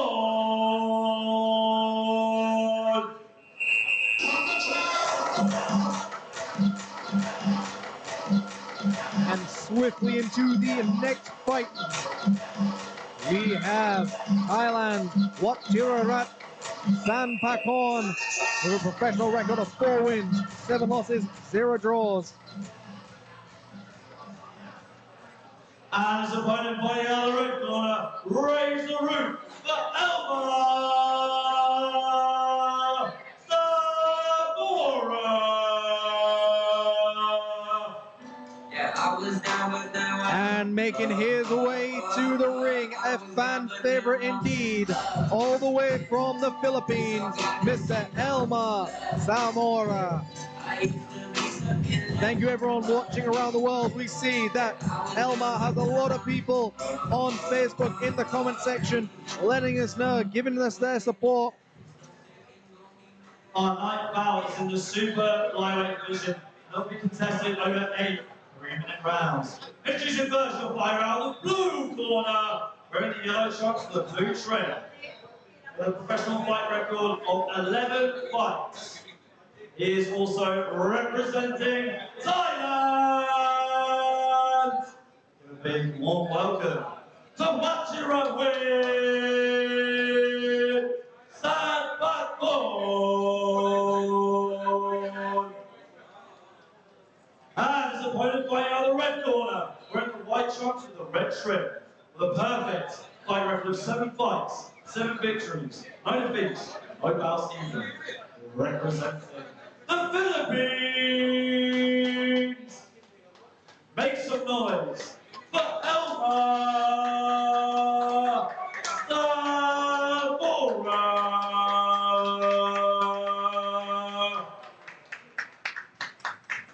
Your judges ringside, Warwick Dentau, Deepak Sisane, and Carlos Costa. Your referee in charge of the action is Chris Sanyede. Okay, folks, we are here for this next fight, the 9th fight of the evening, this light flyweight fight. The Philippines taking on Thailand. Elma Zamora from the Philippines with a perfect record of 7 wins, 0 losses. He is wearing the white shorts with the red trim with samurai written across the front, and he takes on Thailand Wattirarat Sanpakon, and he is wearing the yellow shorts with the blue trim. We can see lots of people in the comment section right now cheering for Elma. Let us know where you're from in the comment section. Post your flag. Let us know if you're representing Thailand or the Philippines for this fight. Round number 1 underway. The fight is very calm in the first round. Both fighters just touching each other with the jab. Neither fighter committing to a powerful shot just yet. Elma just dancing around, hands at his hips, just flicking out those jabs and those right hands upstairs. Elmar now with his back against the ropes, looking very smooth, looking very slick, lands a left hook upstairs, and he looks like he's already got his opponent under his spell. He looks very calm. Usually when a fighter has their hands down low, they're hoping their opponent commits to a shot and then they can counter that punch over the top. Let's see if Wachirawat falls into the spell of Elmar. Wachirawat really needs to start just coming alive here. Don't let an opponent bully you like this. You've got to start sending jabs. Right now, Zamora is just absolutely toying with his opponent so far. Neither fighter has landed a clean, hard shot just yet. 1 minute gone in round number one already. Jabs downstairs, jabs upstairs, left hooks to follow. Zamora is doing a great job right now of just firing lots and lots of punches from different angles, not allowing Wachirawat to really get a rhythm going. Wachirawat attempts a right hand upstairs. Zamora backs up.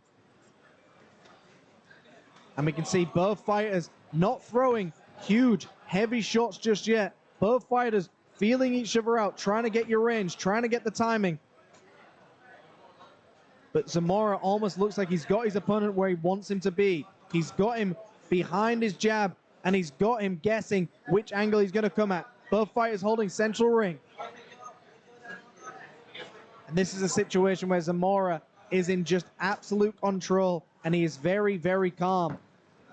He doesn't feel like he's at much risk against Wachirawat at this moment in time, so he's taking his time, waiting for the correct opening. And you can see Zamora just dances around, hands at his hips, throwing hands, but just not allowing his opponent to know where those shots are coming from.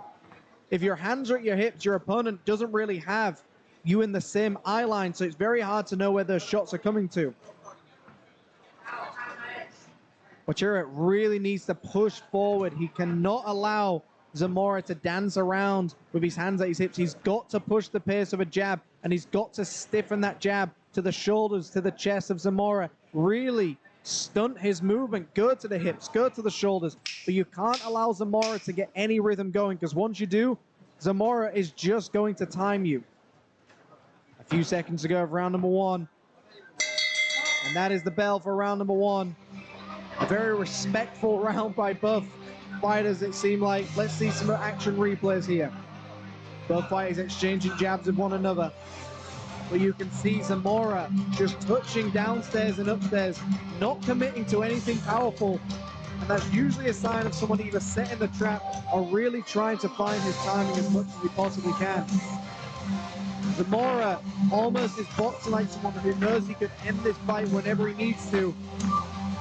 And the thing with Wachirawat is allowing Elmar to think that. Elmar is almost having his way with his opponent. Wachirawat has just got to push the pace now. March forward, aim to put your head on the chest of Zamora and just start going to the body and to the head. But you need to be aggressive here. If you're not aggressive, Zamora is just going to dance around you. And here we are, round number two. So Zamora representing the Philippines in the white and red, taking on Thailand's Wachirawat from Thailand, and wearing the yellow shorts with the blue trim. And I think the referee has told him to engage ever so slightly, because in that first round, there was a little bit too much of a feeling out process, which is very normal in some fights. You want to see where your range is. You want to test your opponent's power. But also you've got to remember, you've got an audience watching you as well. They're here to watch a fight. They're here to watch two people try and put it down. Nice jab downstairs, followed up with our right hand as well.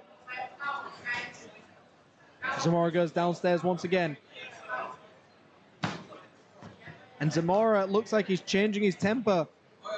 Once Wachirawat doesn't believe he's in any danger, that's when Zamora is going to turn up the power, just turn up the heat and really deliver a big shot upstairs or downstairs.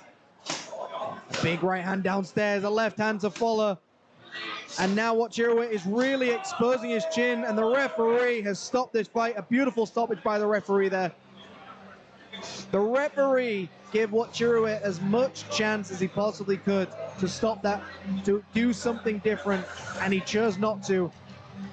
And credit to Zamora, he didn't take liberties in that fight. He didn't just go to the head of his opponent, he went to the body. And to me, that is respect from Elmar Zamora. He knew if he went to the head, he could have really damaged Wachiruit, but he chose not to. He chose to go to the body where he knows his opponent will get up and be able to fight another time. There's no point bullying an opponent you know you're better than. Elmar Zamora just knew exactly what he was doing. He was in 100% control. And I think as soon as he started landing those jabs, he knew he wasn't in any danger. Let's go to Ali McCurney with the official announcement. Okay, ladies and gentlemen, at 1 minute and 1 second into round number 2. Your winner by technical knockout goes to the red corner. Give it up for Elmar Zamora. Thank you everyone for your comments coming through. Someone said they're shouting out for the ring girl. I'll be sure to pass that message on for you. Shout out from the Philippines. For the Philippines, you must be proud of your guy, Elmar Zamora, winning that round in beautiful fashion. But we're going into another fight in just a moment where we will have China taking on the Philippines. So let us know in the chat who you're representing, China or the Philippines. Let us know where you're watching from. And thank you for tuning in.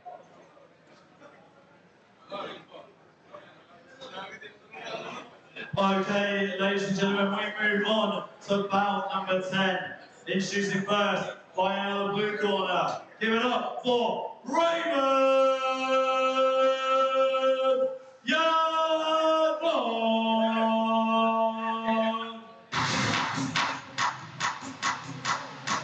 Here we are, making his way to the ring, Raymond Yanong from the Philippines. And he has already mentioned this fight could be payback because he previously beat somebody else from that same team that he's fighting against, that Chinese team. So he's got a lot to prove tonight. Raymond Yanong from the Philippines.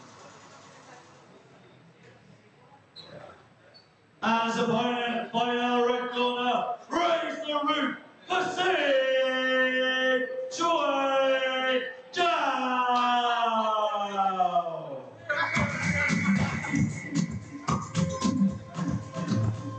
And making his way to the ring from China, Jing Jiang Zhao with a professional record of 5 wins, 0 losses, and 0 draws. This is a lightweight fight scheduled for 8 rounds, 135 pounds. China taking on the Philippines. Our 10th bout is in the lightweight division. It'll be contested over 8 3-minute rounds. Introducing first, your fighter out of the blue corner, wearing the red trunks with the black trim. A professional fighter with 18 fights, 12 victories, 4 defeats, and 2 draws. Representing the Philippines, give it up for Raymond Yanong.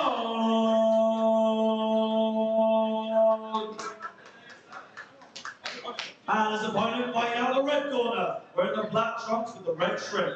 The perfect fight record of 5 fights, 5 victories, no defeats, no bouts even. Representing China, give it up for Chui Jiao.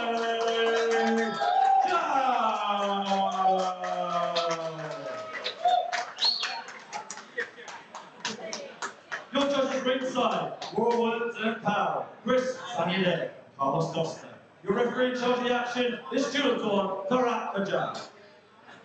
Okay, folks, here we are. The 9th fight of the evening has already gone, and we are here with the 10th fight. Xiaojing Zhao from China in the black shorts with the red trim takes on Raymond Yanong from the Philippines. I can see a lot of people supporting the Philippines in the chat right now. We see a lot of Filipino flags being posted. Who will be victorious in this 8th round battle Will Xinjiang Zhao take over Raymond Yanong? He's got more to prove after Raymond Yanong beat his previous partner from the same gym. Here we are, folks. Round number 1 underway.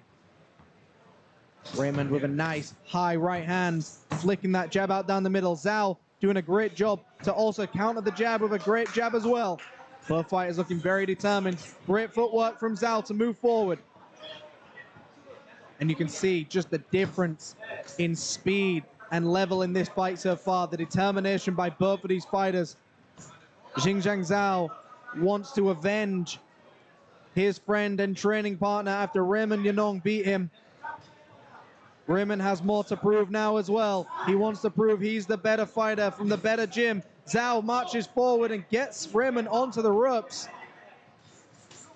A nice jab followed up by a right hand as well. Zhao with the crisp 1-2 combination, the great footwork, and you can see Zhao feinting with the feet, trying to get his guard in between the middle of Raymond Yanong. And we've got a very classic matchup here. We've got the footwork of an amateur by Xinjiang Zhao just on the balls of his feet, and then Raymond Yanong with the more professional boxing style footwork, more flat-footed, but more rolling with the shots for power. Very nice matchup so far. Zhao doing a great job to just in and out boxing. And he's keeping his opponent in the center of the ring. So Zhao doing a great job so far of just keeping Raymond in the center of the ring at the moment. And a big right hand landed by Raymond there. And the crowd are going wild. A big right hand landed by Raymond once again. And Zhao definitely felt that big shot. A left hand upstairs, followed up by a right, landing on the guard of Zhao.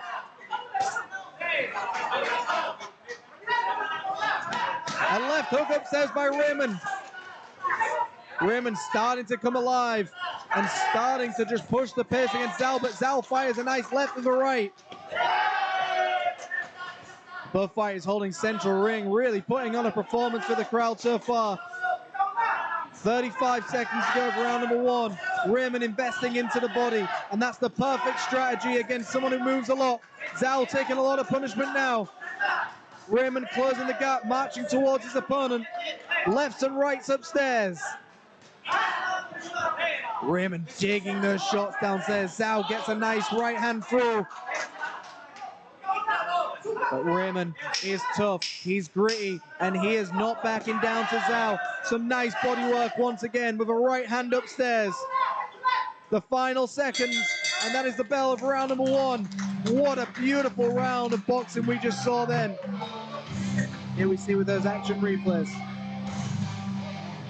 The right hand over the top just misses the target. And you can see Raymond trying to set those body shots up as well. Now, with a nice high left hand to parry the right hand. What a great round. The opening moments of that round, we saw Xinjiang Zhao doing a great job to stay on the balls of his feet. Being very, very lateral with his movement, in and out, amateur style boxing, landing lots of straight 1-2s. And it looked like Raymond took a lot of punishment in that first opening moment of that round. But as soon as Raymond started walking towards and started parrying the shots of Zhao, he started to go to the body and it started to work for him. Let's see if we'll see a repeat. Will we see Zhao open the round strong and Raymond come alive later on? Round number 2, China taking on the Philippines. Very fast start for both of these fighters. Raymond now starting to add some head movement in. That's where he needs to be. He needs to be left and right with his head. Zhao is so good with the jab. He's so timed with that right hand as well, that Raymond cannot just stand in front of him. He needs to sway left and right and get to that body.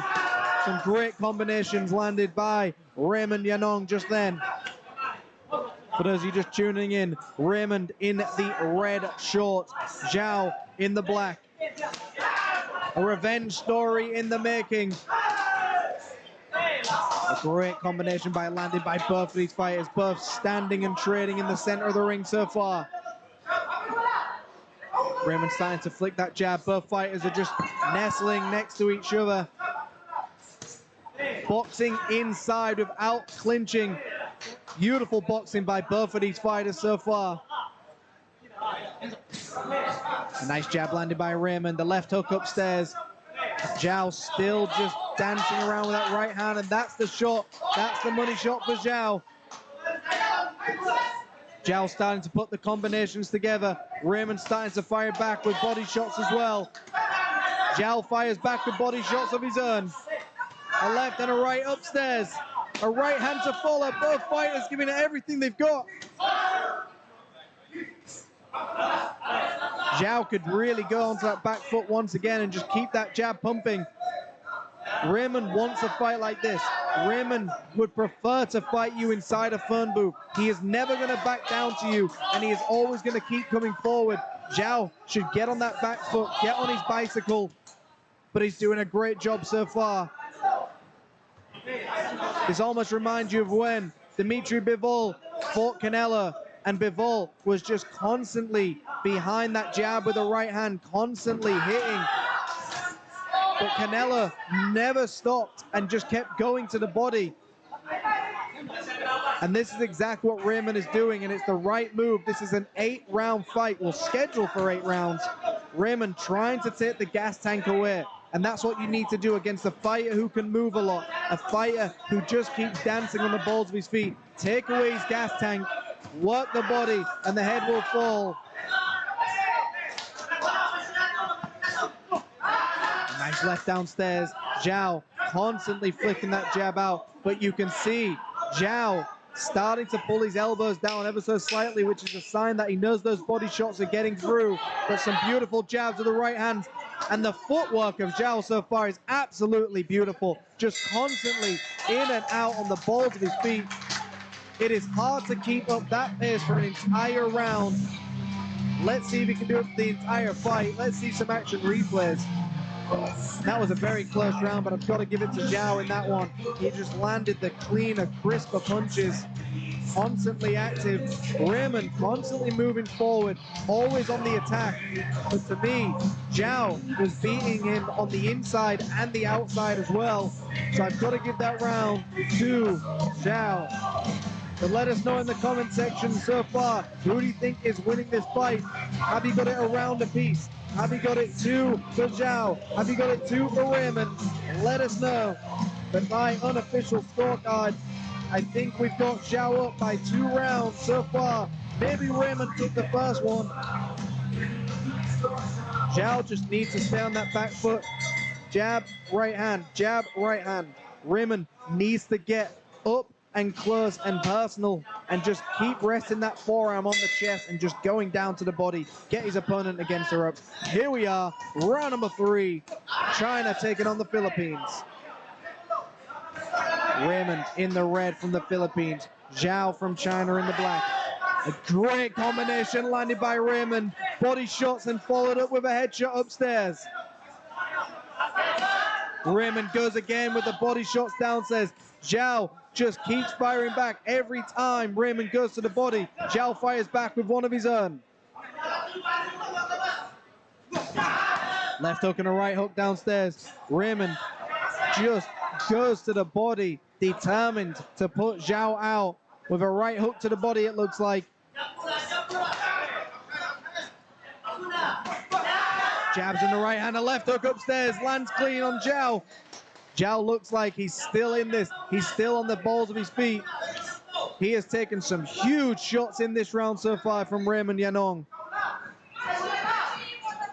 Raymond just looking for that time and goes downstairs again. Raymond really needs to start putting these pieces together upstairs as well. Dig down to the body and end upstairs as well. Great maneuver by Zhao to get underneath those shots, turning your opponent. Old school boxing at its finest. Both fighters now just teeing off on one another. A great fight for the crowd and everybody watching at home. And this is what you'll have in fights like this, moments where it just starts to calm down. And as soon as one person engages, that's when it starts to fire up once again. Both fighters exchanging jabs. Left hand upstairs, a right hand gets through for Raymond, and Raymond once again teeing up. The referee letting him fight out.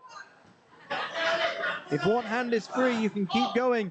Great refereeing to allow that to carry on, and that's what we want to see. Both fighters going for it, and neither fighter want to leave this on the judges' scorecards.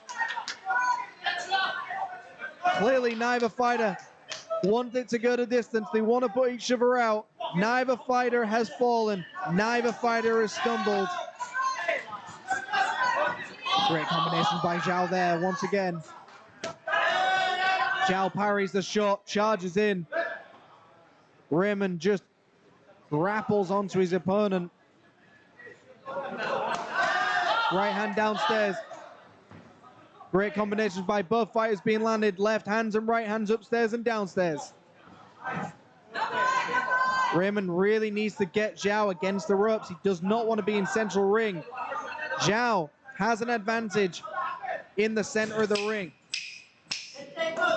Raymond needs to push his opponent against the ropes. Some great combinations being landed right now. A very close round. You would hate to be a judge in a fight like this. Here we are with some of these action replays from that round. So that left hand and that right hand just over the top. And you can see Zhao, he's throwing shots, hoping that's where Raymond's head's going to end up. So he's trying to time Raymond when he dips and dives. He's trying to catch Raymond when he comes up, but Raymond was still underneath, and that's why that shot missed. A very close round. First round could have gone either way. Second round, I give to Zhao. Third round, a very close one as well. You could argue that was Raymond's round as well. So for me, we've had two close rounds, but one clear round to Zhao. So it depends how we're scoring this one at home. Someone saying proud Urlock City.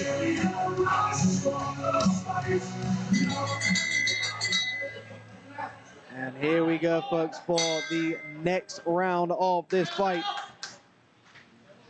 Zhao from China with 5 wins takes on Raymond Yanong from the Philippines. 12 wins in his professional career so far. Can he make it 13 tonight? Zhao with a great combination, getting that uppercut through.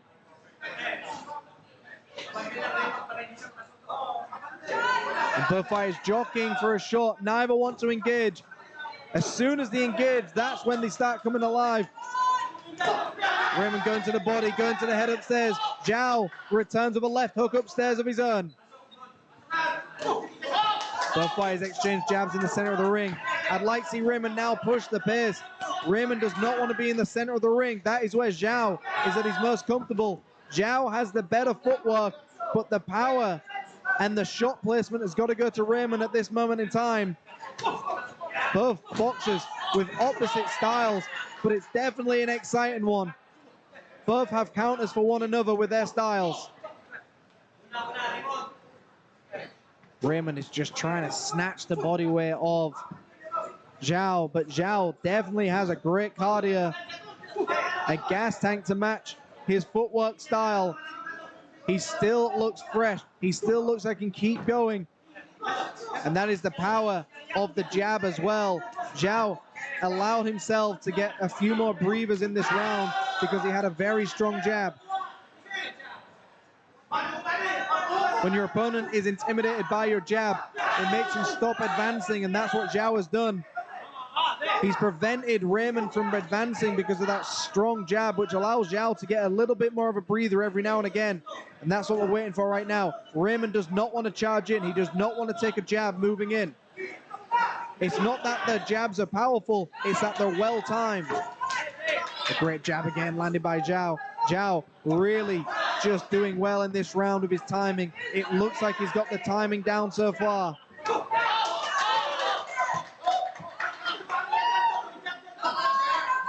Raymond looking like he's trying to set up a right hand. Swerving left with his jab, but walks into a big left hook of Raymond. But this is what we was talking about. Raymond does not want to hold central ring. If he's chasing and reaching for Zhao, he's not going to win. He's got to push Zhao to the ropes. He's got to get Zhao into a corner. Raymond with an absolute heart of a lion, constantly going forward with body shots, but taking 3 to give 1 is not the best. That is a clapper for 10 seconds of round number 4, halfway through this fight so far. Neither fighter wanting to give up, neither fighter falling. What a great round. I've got to give that one to Zhao on my unofficial scorecard. Here we are with some of these action replays. That's why you see Raymond just trying to dig down. But Zhao has finally got that timing down. He's timed the body shots of Raymond. He knows when he's coming forward, and he's just stepping back with it and blocking those shots to the body. So Raymond needs to mix things up here. He needs to start using his jab. He needs to utilize his footwork a little bit more. Raymond is going to lose the fight if he tries to box in the middle of the ring, because Zhao is just way too smart and is just going to dance around with a jab. Raymond, very tough, doing a great job, but it's just not enough to beat someone like Zhao with that type of footwork.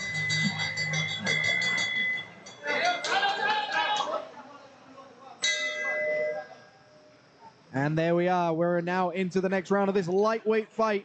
Halfway through, China takes on the Philippines.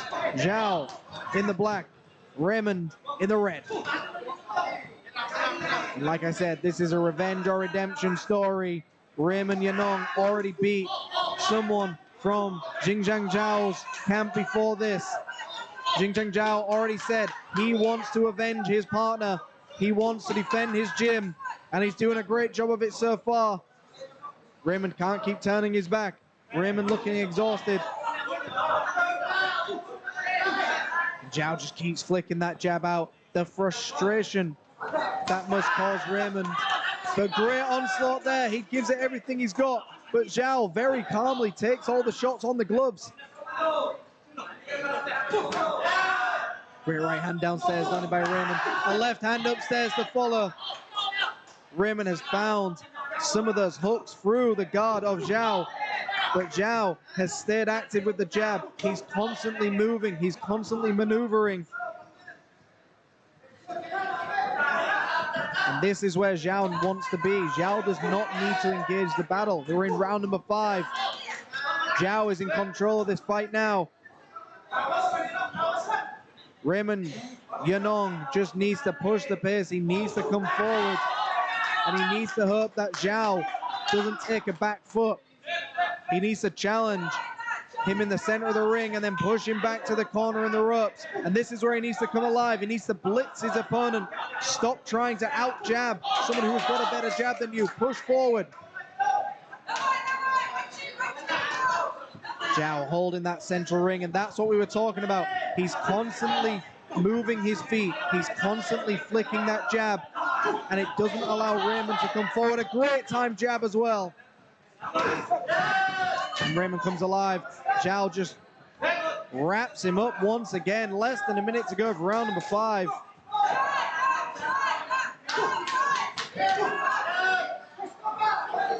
Both fighters now clinching once again. To keep up this pace for the entire fight is very tiring. Credit to both fighters. Zhao just now flicks that jab out. Raymond still looking determined. Raymond not once giving up, and a big right hand upstairs, but he eats a right in the process as well. And this is the fight Raymond wants. Raymond wants a war. He wants a battle. But Zhao knows if he stands in front of Raymond, he's going to lose. Zhao knows the back foot is his best friend here. 10 seconds to go. Both fighters giving everything they've got. Changing and exchanging shots in between. What a way to end this round. A right uppercut finishes the battle. We're going into round number 6. Here we are with those action replays. You see Raymond trying to set up those body shots, but now with just better combinations, cleaner shots getting through. For every 1 or 2 shots Raymond is landing, Zhao is landing about 3 more. And at this stage, if you're taking 3 shots to give one, you need to make sure you've got knockout power behind your hand. There's only so long you can take 3 shots and give one without putting your opponent down. Raymond has got to dig deep and get his opponent and trap him.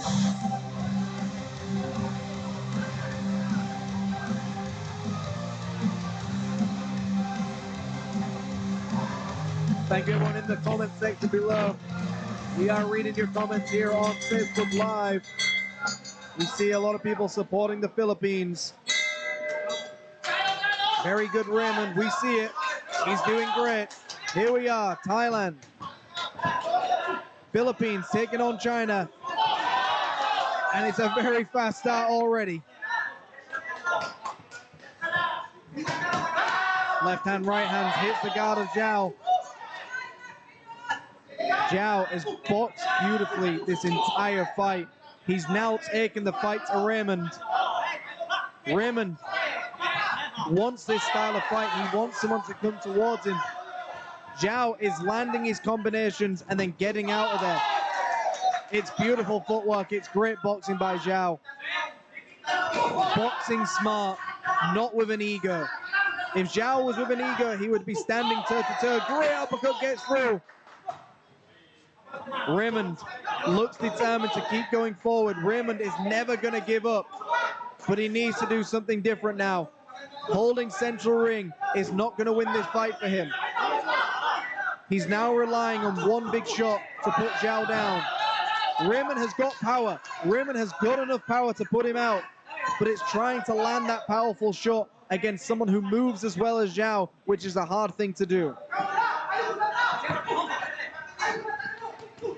Big right hand was followed up by a left as well. Raymond with a nice right hand to the body, and it almost looked like Zhang went down. But they carry on the action. It was not a knockdown. A low shot landed by Raymond, definitely below the border. And they're going to carry on. Definitely not intentional. Back into the action they go. Raymond just needs to come forward with some more head movement as well. He's doing the right thing now, digging down deep to the body. Zhao with the right hand upstairs. Raymond to the body once again. Raymond coming alive. Raymond just giving it everything he's got, trying to put this man away. But this man just looks so determined.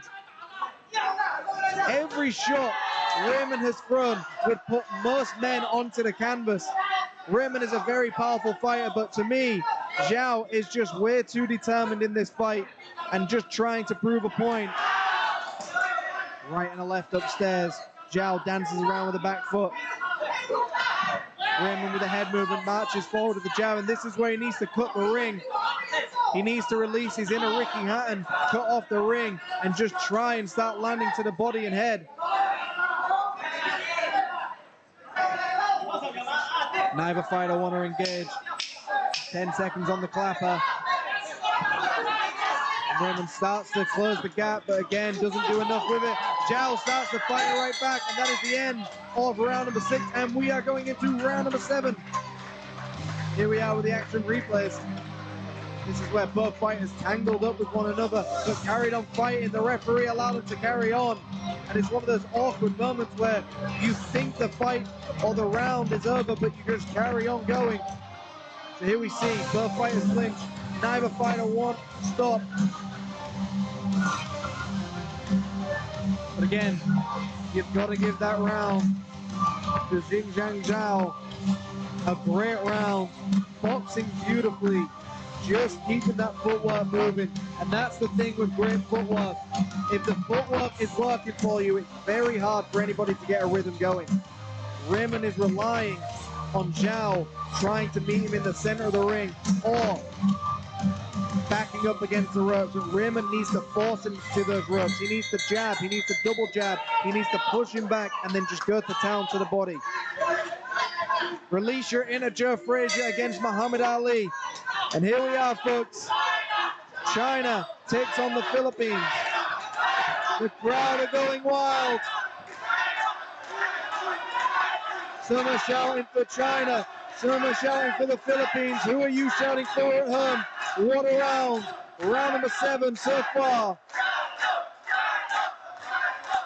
The chants for China are going wild here in the FCC stadium. And that may have lit a fuse in Raymond because he's starting to come alive. Some great combinations to the body by Raymond once again.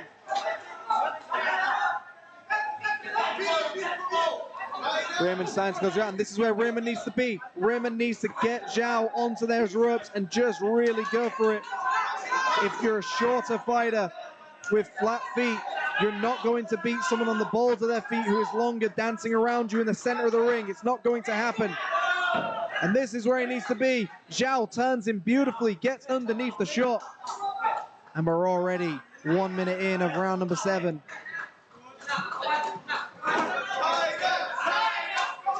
And he still marches forward.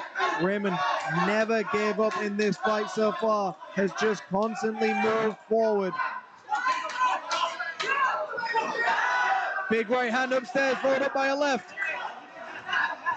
Raymond coming alive now, this is where he needs to be. He wants Zhao against the ropes. Zhao moves out of the way, but marches forward with a combination as well. Beautiful boxing by both of these fighters, and just a great clash of styles so far. The amateur style of Zhao, the professional style of Raymond. The bodywork of Raymond has been beautiful this fight, but it's the footwork of Zhao which has won it so far for him. But we've still got 1 minute to go of round number 7 and possibly one more round. Some great right hooks going downstairs, some great left hooks upstairs. Nice jab by Zhao. And Zhao still with the crisp footwork. It's the 7th round and he's kept up this pace. Those body shots have not done enough to stop Zhao from moving. They have not taken away his gas tank. It's been a beautiful fight so far.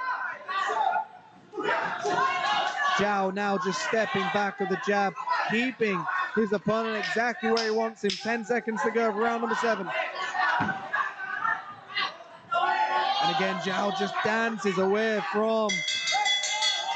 And we are going into an 8th round, folks. What a great fight we have witnessed so far. Here we are with the action replays. This was towards the end of that round. You see Raymond still coming forward, never once giving up, always trying to find Zhao. But Zhao just uses his footwork, gets away from his opponent, and is not taking any unnecessary risks. And we're going into an 8th round. All Zhao has to do is protect his points, stay on that back foot, stay on the jab, and keep that jab and those feints going. For Raymond, he needs a knockout to win. I've given Raymond 1, possibly 2 rounds, definitely 1. He is not winning this fight on my unofficial scorecard. He needs a knockout to win. Can he push it towards his opponent? Can he take him out? Xingjiang Zhao from China in the black takes on Raymond Yanong from the Philippines. The fight is already in the clinch. Zhao just with a nice right hand upstairs. Raymond coming forward once again. Raymond has not once gone on the back foot. He's now marching forward. Both fighters giving everything they've got. Zhao does not need to be in a fight like this. Zhao could just dance around, but he's proving a point as well. He's proving he can beat him on the back foot and the front foot as well.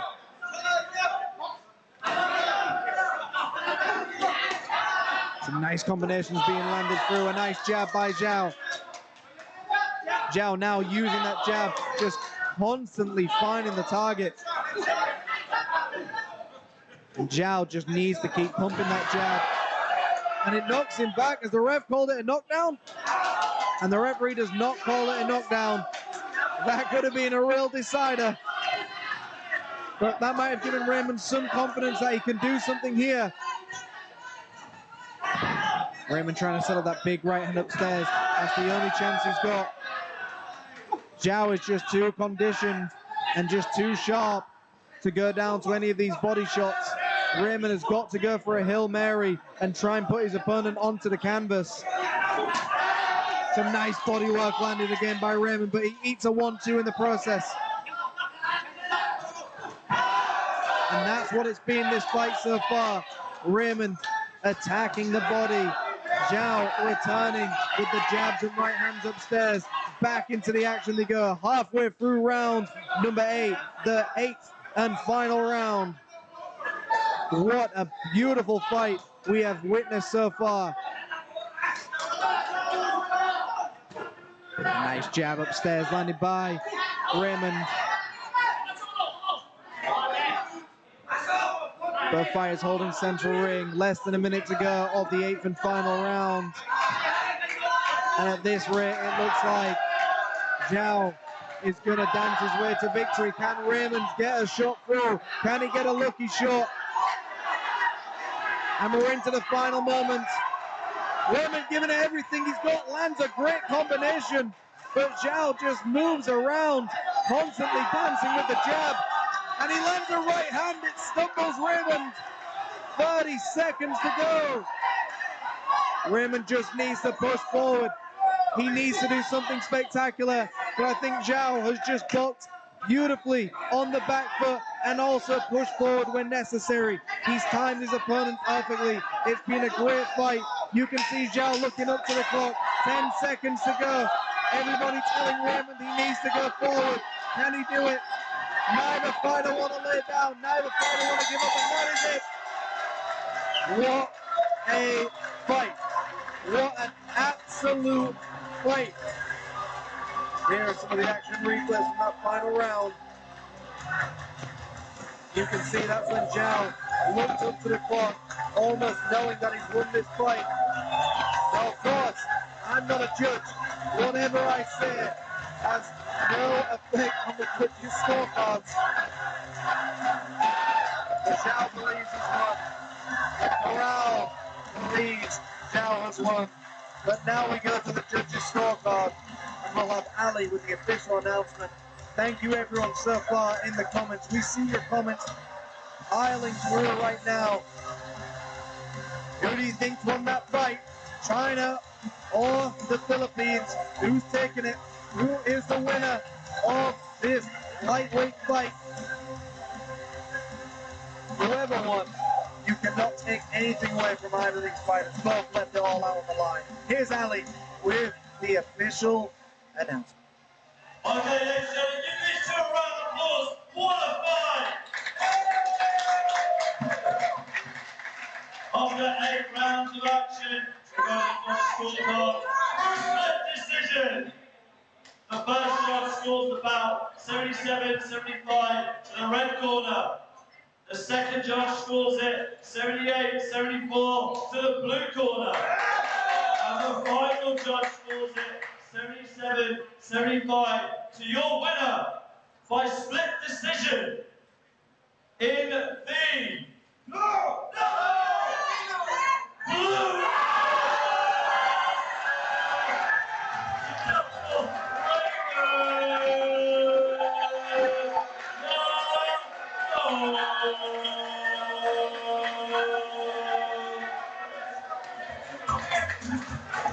There you have it, folks. Exactly what I said.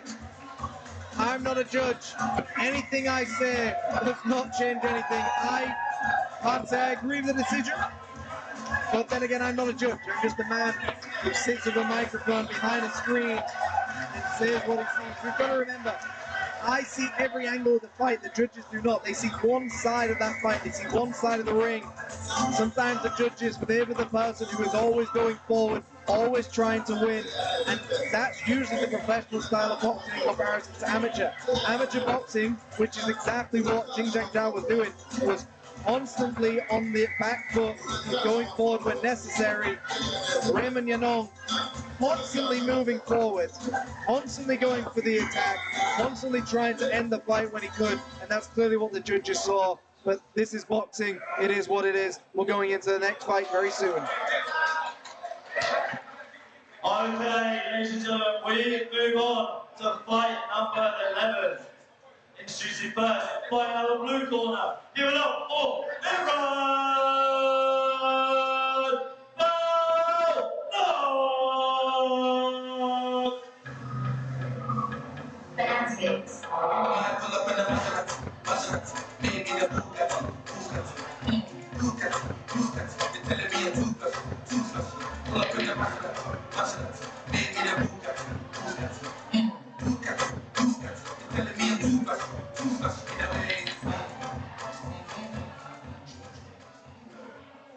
And his opponent out of the red corner, make some noise for Connor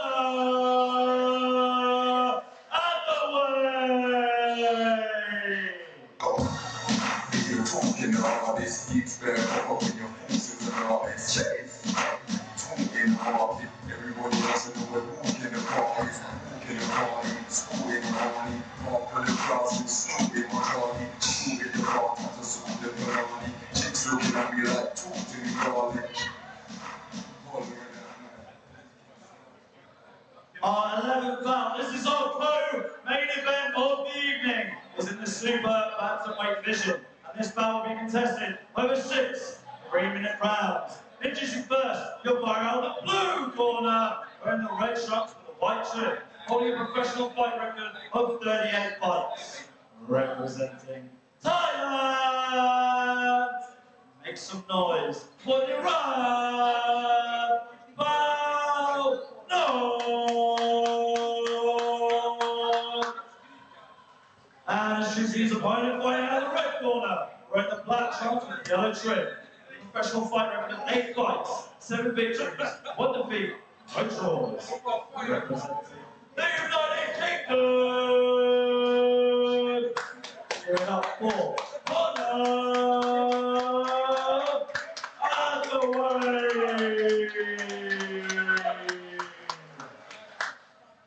Your judges ringside, P-Bat Cincinnati, Chris Sanyade, and Carlos Costa. Your referee in charge of the action is forward Dylan Powell. Okay, folks, here we are for the 11th fight of the evening. The super bantamweight division scheduled for 6 rounds. The United Kingdom taking on Thailand.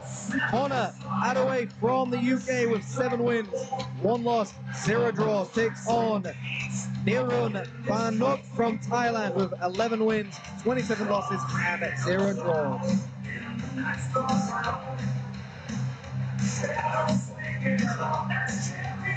So we are, round number 1 about to get underway, straight into the action.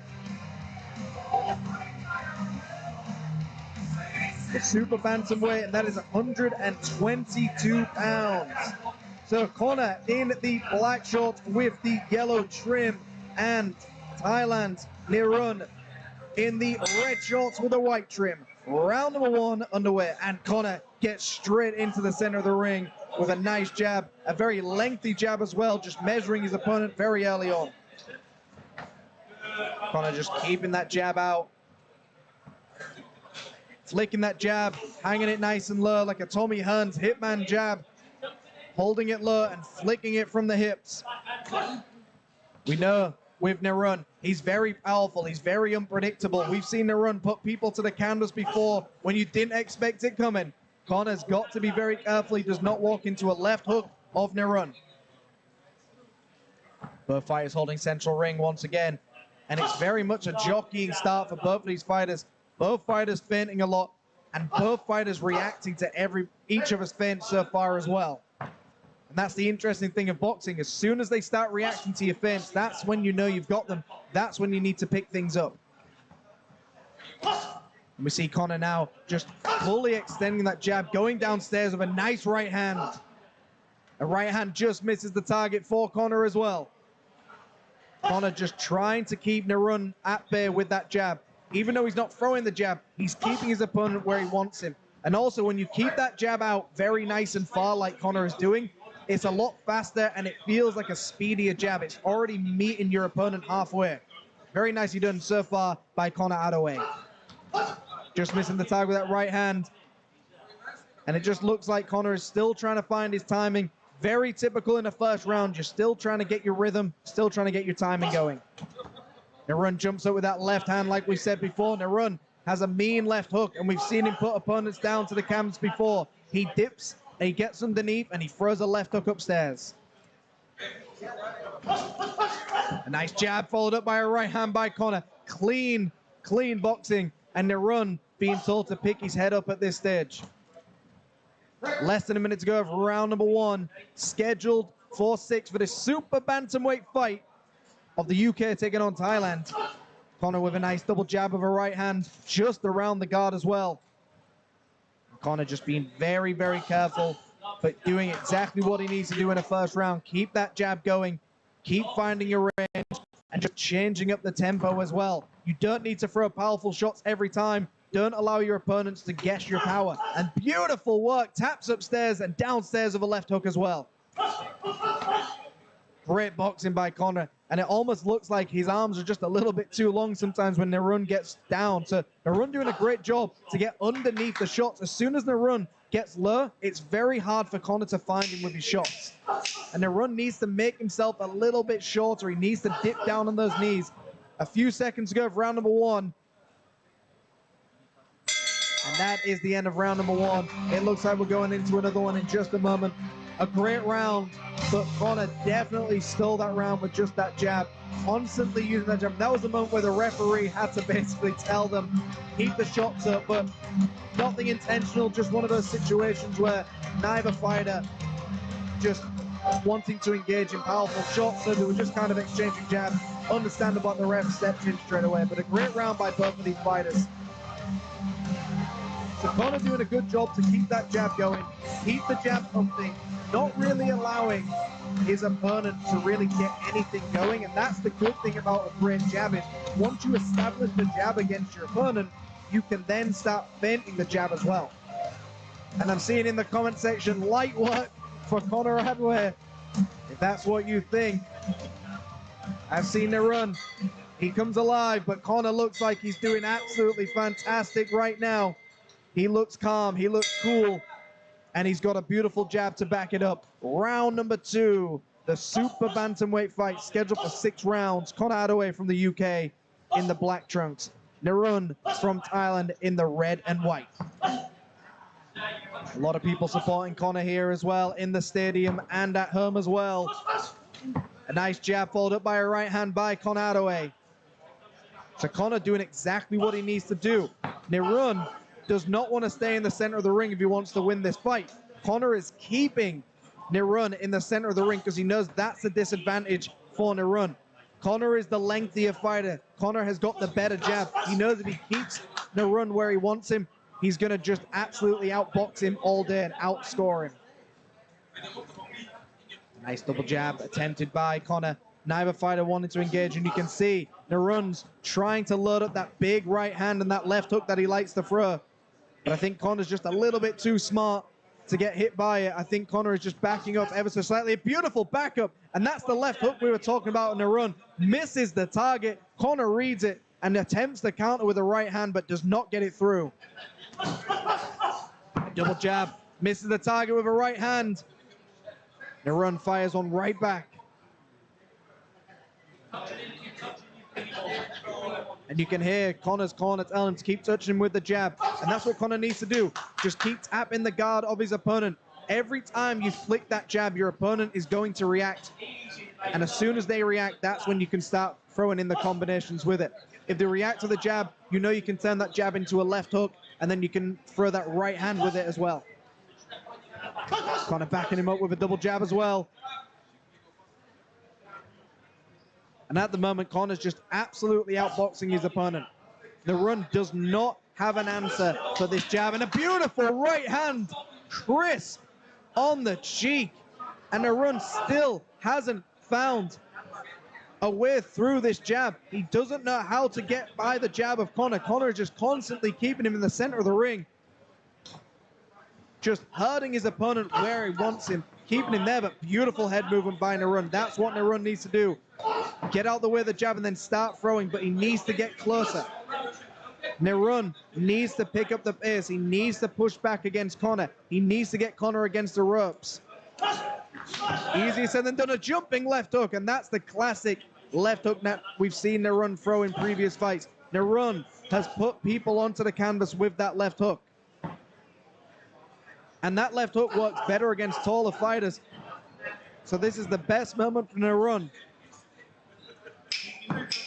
That is the clapper for 10 seconds. A nice jab followed up by a right hand downstairs. And every time Connor backs up, he keeps that right hand just protecting his chin. Old school boxing at his finest. Lengthening the jab. And he backs up with a fully extended jab. And his right hand protecting his chin. Beautiful boxing so far by Connor. And this is that moment where he went downstairs and upstairs with a left hook and then a left hook to finish.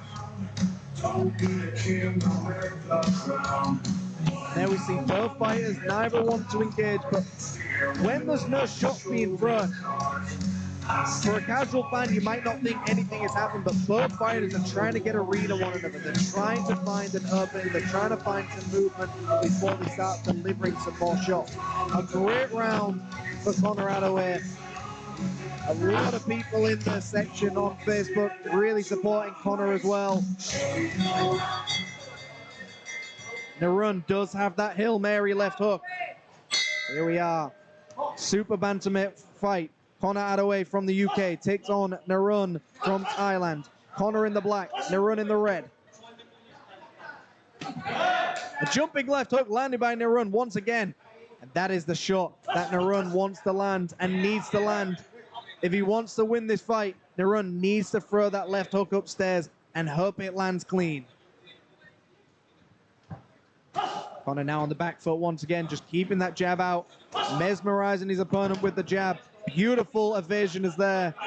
Uses the jab and then uses his left hand almost as a parry in case his opponent throws another shot. And this is where Conor needs to be. Constant movement. Great left hook downstairs as well, and a great right hand to follow. If you remember that fight when Bernard Hopkins had to basically stay away from the left hook, all he did was stay on the outside and just smother the left hook every time it came in. And that's exactly what Conor is doing. He knows the left hook is there. He knows the left hook is dangerous of Nerun, so he's just staying away from it. And there it is, gets right underneath that left hook.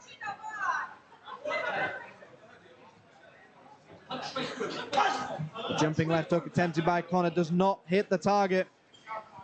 Conor holds central ring right now. Nerun still trying to find an answer, still trying to get underneath that jab. But every time Nerun tries to advance, Conor sticks that jab out almost like a fencing pole and just doesn't allow his opponent to get anywhere near him. Nice jab. Nerun attempts that left hook once again upstairs. Conor backs up. Great head movement by Nerun to evade that damage. A 1-2 lands clean. No, it's double jab once again, and this is exactly what we're saying. Every moment Conor has where he gets in range, he lands a big jab. He lands a double jab. And even in a situation like this, he's just not allowing Nerun to get close to him. Everything he's doing is very methodical. He's just not allowing Nerun to get any timing with that left hook, because that's all Nerun has. You take away somebody's best weapon. If someone has a gun, you don't run from it, you smother it, and that's exactly what Conor's doing. He's taking the best weapon from the run and using it against him by just constantly clicking that jab out. Great stuff by Conor.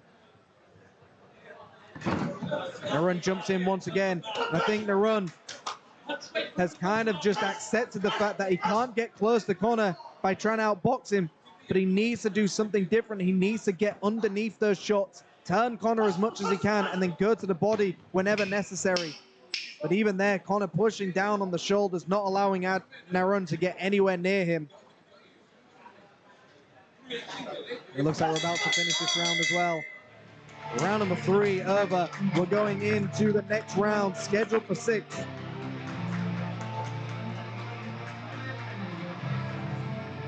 Here we are with those action replays, and that was that moment where Nerun really attempted that big left hook, but it just missed the target. And here we saw that flurry. Conor starting to add some nice left hooks to the body in that round as well. And the difference here is as well, every time Narun misses a shot, Conor comes back with big combination. Every time Conor misses a shot, Narun is not countering when he needs to. Now, it's easier said than done when you're a shorter fighter to be told to get on the inside of someone taller. Everybody says that's what you have to do, but it's a lot harder to do when you're inside that ring. Narun needs to just start doubling those jabs to the chest. Stop going for the head, aim for the chest, and as soon as you get on the inside, rip as many shots as you can until the ref breaks you up. That's what Narun needs to do to win this fight. And here we are into round number 4. Conor Adaway from the UK takes on Narun from Thailand. Conor in the black, Narun in the red.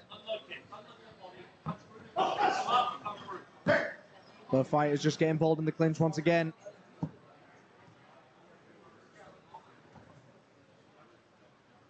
You can see the feints being executed very nicely here, just constantly staying behind the jab. And I know I sound like a broken record here, but that's exactly what Conor is constantly doing, constantly jabbing well. And there is a complaint here about a low blow.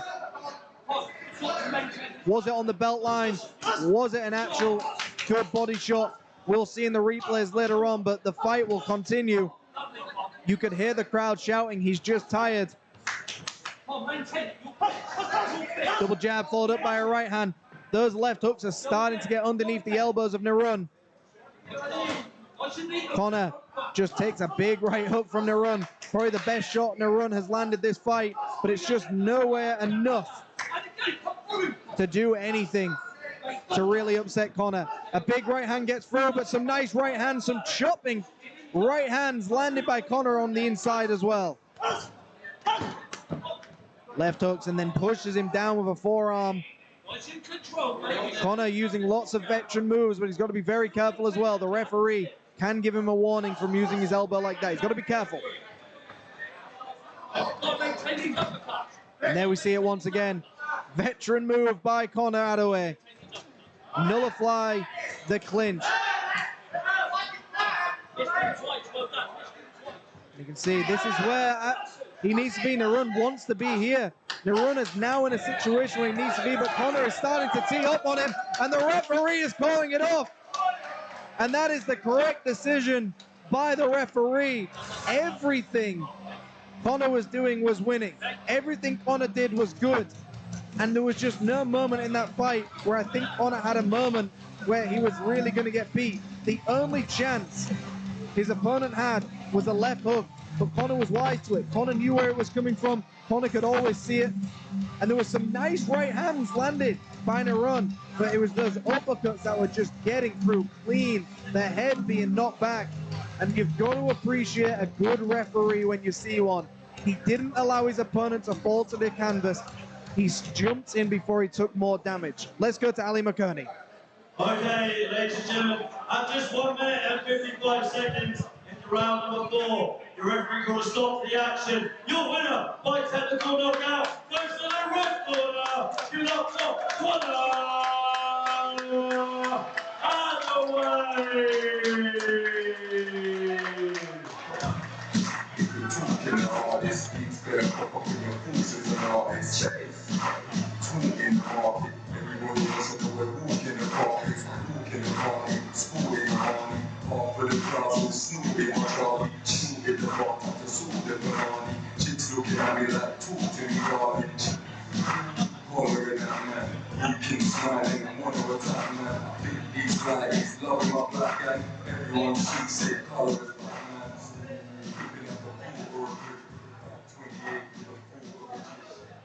Okay, ladies and gentlemen, before we move on to the main event of the evening, we have one last performance for you from our FCC dancers.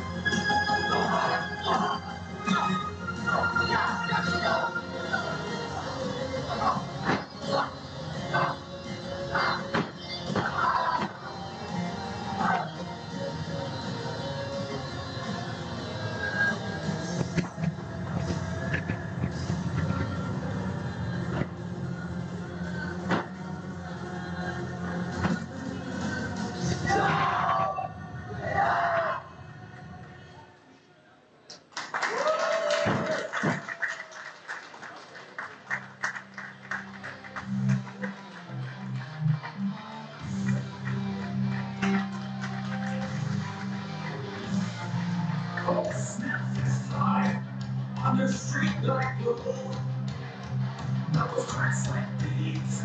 In this case we grew. Concrete echoes loud in the night stars round. Shadows swinging cloud as champions go down. Fight club championship, bold break iron will. Faces match blood spills, we'll lose, can't show fill.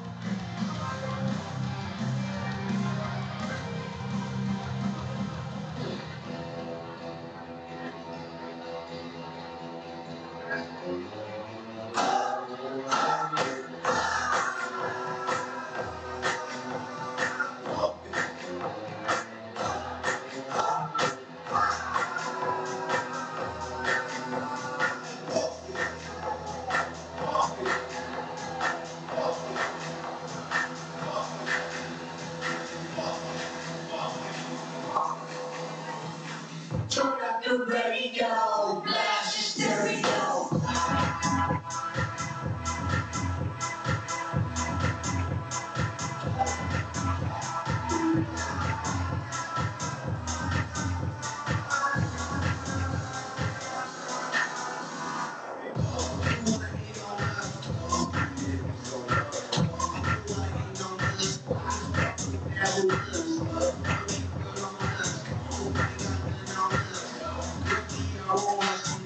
Back down to the US.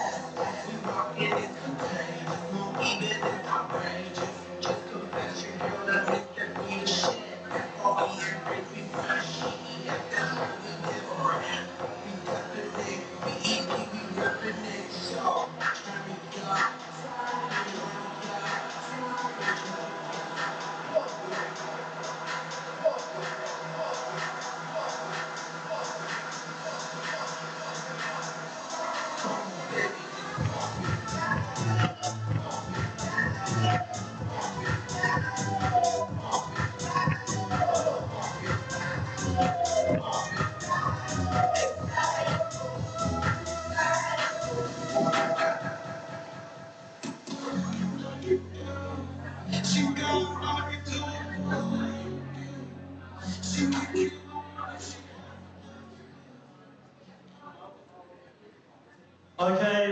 gentlemen, before we can commence the main event of the evening, can I please welcome these very important people into the ring.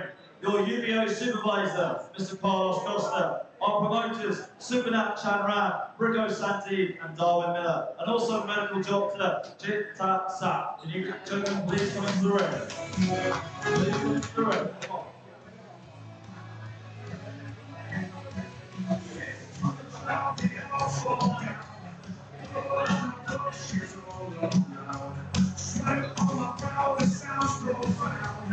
Don't be the king, don't wear the crown. One by one, they hit the ground hard. Fear in their eyes, they show their cards. I stand tall, they cannot bar. Light of the war, relieving scars. The other rises from those sights. Knocks them down with the lights. Glory's found with every strike. No one can stand up to my right.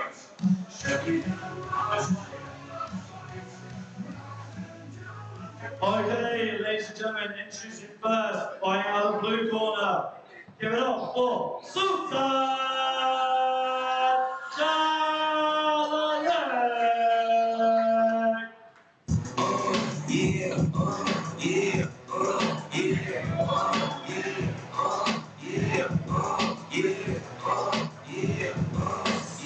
Wait a minute, get it how you live it.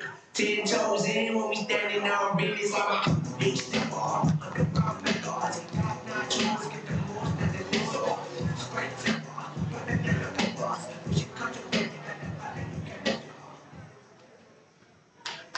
And as a opponent out of the red corner, raise the roof for the Hammer, Alessio Bisutti.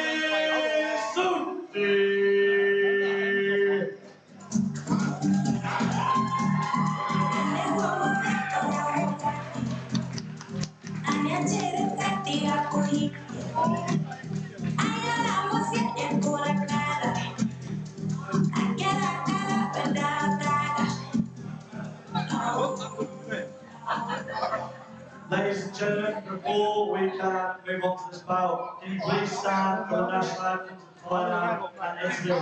Can you please stand for the national anthems of Thailand and Italy?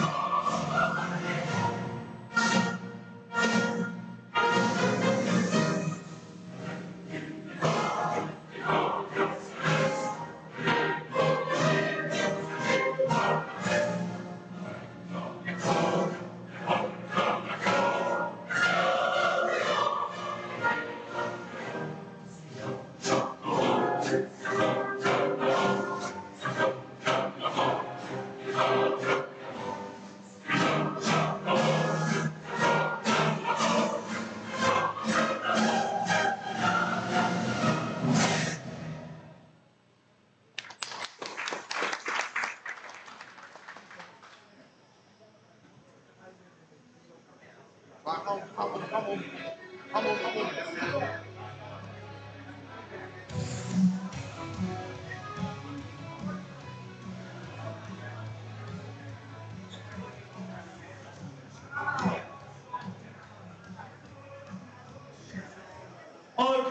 ladies and gentlemen, this is the main event of the evening. This battle will be contested in the heavyweight division, and the UBO Intercontinental Heavyweight title is on the line.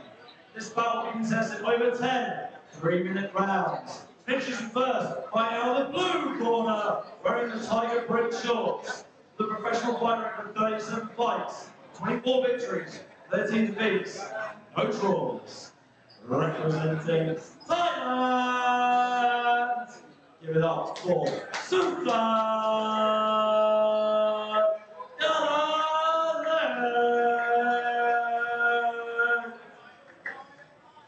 And introducing his opponent, fighting out of the red corner, wearing the purple trunks with the white trim, with a perfect fight record of 9 fights, 9 victories, no defeats, no draws.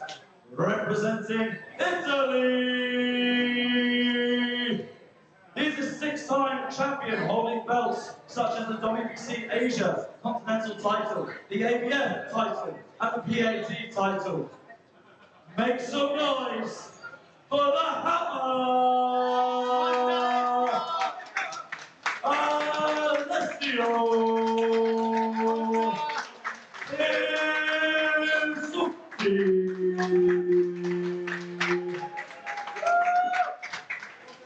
Your judges ringside, P-Pat Smith, Chris Sandinet, and Carlos Costa. Your referee in charge of the action is Warlock and Powell, and your supervisor of this title fight is Carlos Costa. Okay, here we are for the final fight of the evening, and what a fight to end this evening on. A UBO Intercontinental Heavyweight fight scheduled for 10 rounds. We have Alessio the Hammer Bisutti from Italy taking on Sultan Kalalek from Thailand. Alessio with a perfect fight record of 9 wins, 0 losses, and 0 draws. And his opponent, Sultan Kalalek, ranked #1 in Thailand's heavyweight division with 24 wins, 13 losses, 0 draws. This will be Alessio's toughest fight yet. And here we are, round #1. Alessio in the purple, Sultan in the brown camouflage shorts. Both fighters holding central ring. Sultan looking like he's got the Philly shell working for him right now. Alessio looks very calm. And every fight Alessio's been in, every fight he's progressed, and he's got more calm with the way he fights in every fight. Very calculated. And he's up against Sultan, who likes to be a little bit playful, likes to try and trick you. Alessio comes in with a nice jab. Sultan comes in with a right hand upstairs. And Sultan trying to get those shots to the body as early as he can. Try and take away the gas tank of the Hammer. The Hammer just coming in with a nice jab there. Looking for the right hand, not exerting himself too much in the first round. Biding his time. Both fighters looking like they're having a good time in there. And the thing about Alessio is he doesn't throw much, but when he does, it lands hard. A big swing and a miss, but he starts to go downstairs. Alessio now comes alive with a big right hand, sending Sultan across the ring. And Sultan with that drunken sailor style boxing. Very quirky, very awkward. But there is a method to the madness that is Sultan Kalalek. He is the drunken sailor style boxing. He's trying to make it weird, and that works for him. Alessio the Hammer looking very calm, and that's where Alessio needs to be. Alessio needs to get on that jab and get with that right hand that he's so famous for. As soon as Alessio gets his opponent against the corner or against the ropes, that's when Alessio needs to come alive and explode with his combinations. I'd like to see Alessio just go to the body in a situation like this. As soon as Sultan gives up his body, the Hammer just needs to smash on down to the rib cages. Big right hand upstairs. Alessio counters with a big left and a right as well. Sutat sits down on the rope, some big body shots. And this is where Alessio needs to go to the body as much as he can. Don't exert yourself trying to hit a moving head. Go to the body that isn't moving. And you can hear Alessio's corner telling him just to calm down, but this is where the hammer does his best work. He gets you against the ropes, he gets you against the corner, and he does not let you out until you're on the floor. A big shot landed upstairs by Sutat. Sutat holding central ring. Both fighters now in the clinch. 15 seconds to go of round number 1. Alessio marches in with a high guard. Catches his opponent with a big left hand. And it looks like this round is about to end very, very soon. A big right hand downstairs. A great round by both of these fighters. An entertaining round, to say the least. Here we see those action replays. And this was the moment where Sutat escaped from the corner and just started sending random right hands to Alessio. However, neither of those shots seemed to really do much damage. There was a left hand upstairs and a right hand that skimmed the shoulder of Alessio. So for those of you watching at home, we have got the UBO Intercontinental Heavyweight fight. This is the final fight of the evening. Alessio Bisutti, the Hammer from Italy, with a perfect record of 9 wins, 0 losses, takes on Thailand's #1 heavyweight, Sutat Thailalaek. And if you're wondering what Sutat's style is, he has got the drunken sailor style boxing. And what that is basically you act almost like a drunken sailor, as in you're always moving. It's like you're on a ship. Your footwork is random. Your hand placement is random. Everything is to trick the opponent into making a mistake and then countering on those mistakes. And here we are for round number 2 for this UBO Intercontinental Heavyweight fight. Alessio in the purple, Sutat in the brown camouflage shorts. Thailand's taking on Italy. And this is Alessio's toughest fight yet. He's up against Thailand's #1 heavyweight. And he's holding his own. The first round already gone. A big right hand lands for Sutat. But it's not enough. Alessio catches him right back with a right hand as well.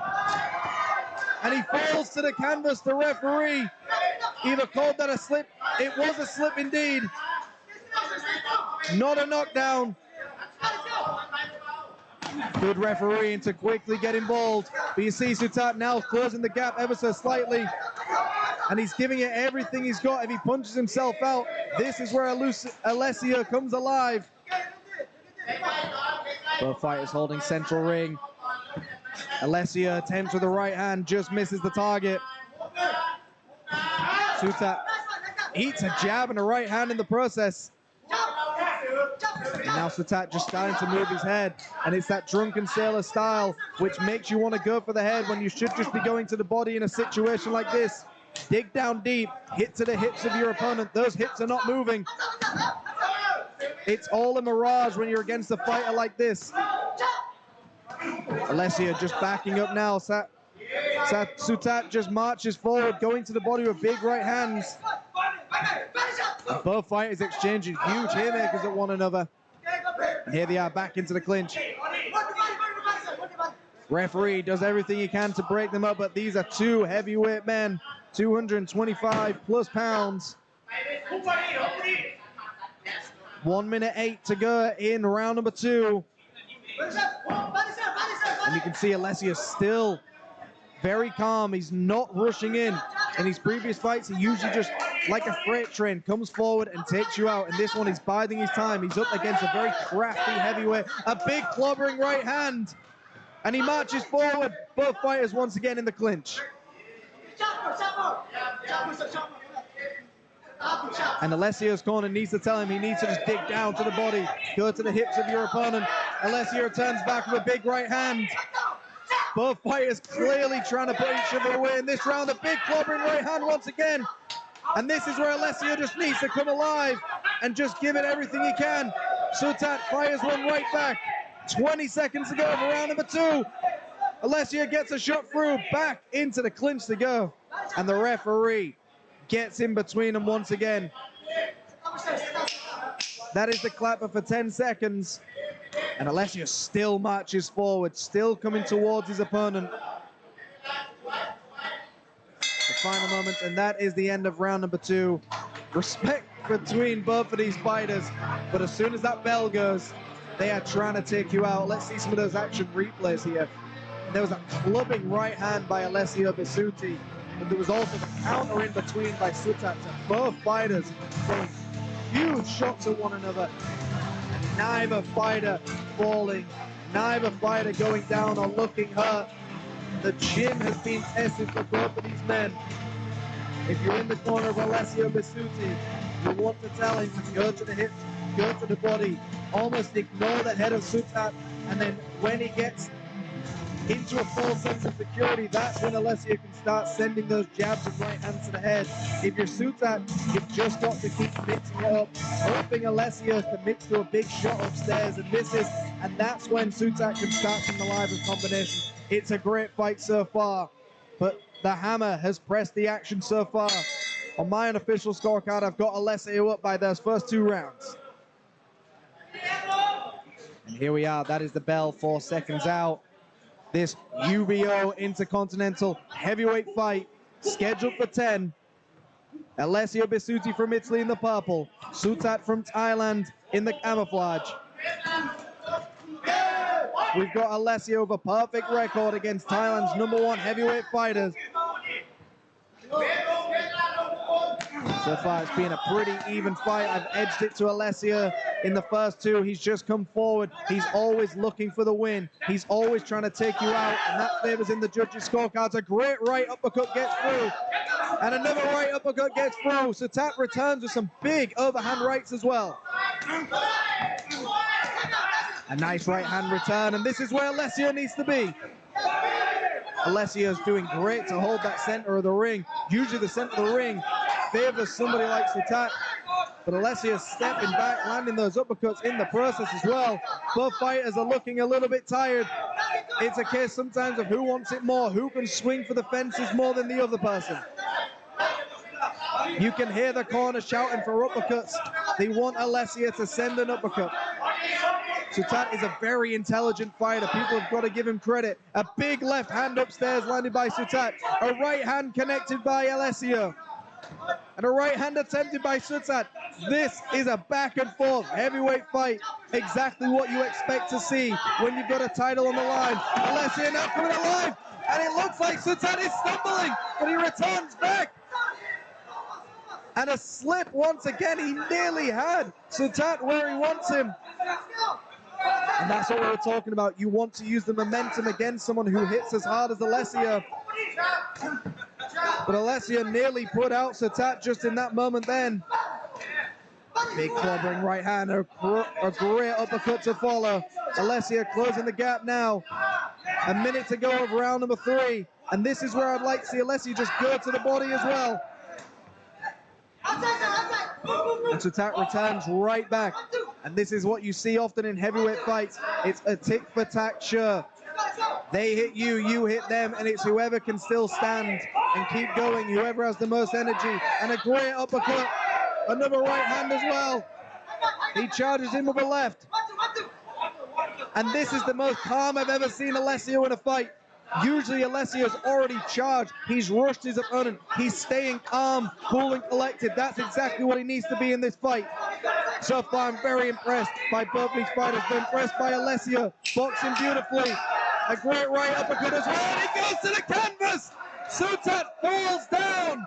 Alessio, with his signature uppercut, sends his opponent down. But Sutat has made it to his feet. Everyone asking Alessio to push on. What an end to that round. What a change we have just seen now. And this was that moment where both fighters have broken up. There was a clobbering right hand. Alessio just came alive with those uppercuts. And we've seen Alessio put several men to the canvas with the exact same combination. That's now going to be helping Alessio's confidence right now in this fight. Sutat has felt the power of the hammer. Sutat might come out firing now. He might realize he's got to do something different, because to me, Alessio is also outboxing him and landing more clean shots, and he's also just knocked his opponent down. What a round of boxing. Exactly what you want to see when there is a title on the line. Okay, folks, that is the bell for seconds out. This UBO Intercontinental Heavyweight fight, 10 rounds scheduled. Alessio Bisutti in the purple from Italy takes on Sutat Kalalek from Thailand in the camouflage brown shorts. And any extra breather that these heavyweights can get is always good for the fans and the fight as well. And here we are, round number 4. Alessio with a clean right hand. Sutat fires one right back. The sweat goes flying into the audience. The monitors are getting drenched by sweat and water. Alessio giving it everything he's got, trying to finish the great Sutat, Thailand's #1 heavyweight. Alessio doing everything, eats a left hand in the process, retreats into the ropes. What a fight. What a sequence. Both fighters looking wobbled in that situation. Who comes out on top? Alessio still with that jab, still with that strong guard, still trying to find the knockout blow. And this is what you've got to love. Two fighters putting it all on the line for everyone to watch. Each fighter trying to finish it. No fighter wants to go to the judges' scorecards. And you can see the head movement of Sutat. Beautiful head movement by Sutat to evade as much damage as he possibly could. But it is the inevitable. Always going to be there. There's another combination, and the fight is off. Alessio Bisutti has done it again.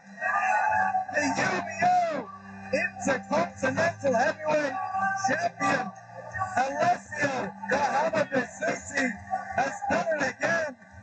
10 wins, 0 losses, double figures. What a knockout. Look at the combination, the uppercut and the hook to follow. The referee calls it off. Sutat, #1 heavyweight in Thailand. And Alessio has won to the canvas. Sutat is still down right now. Both the doctors trying to help him get up.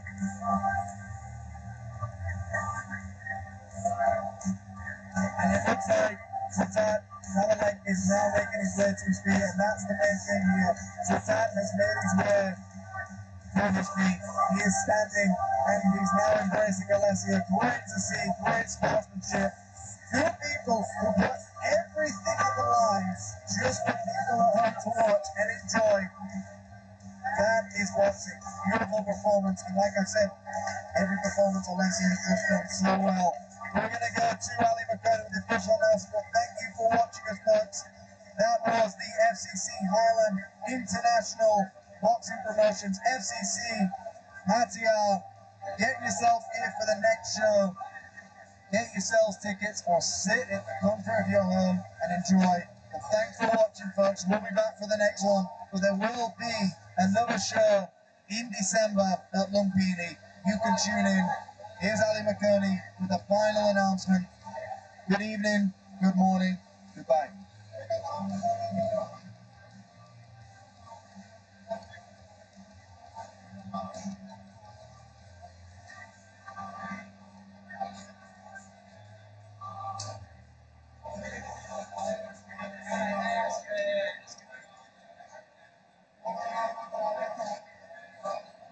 Ladies and gentlemen, I just want to let 30 seconds right on the floor.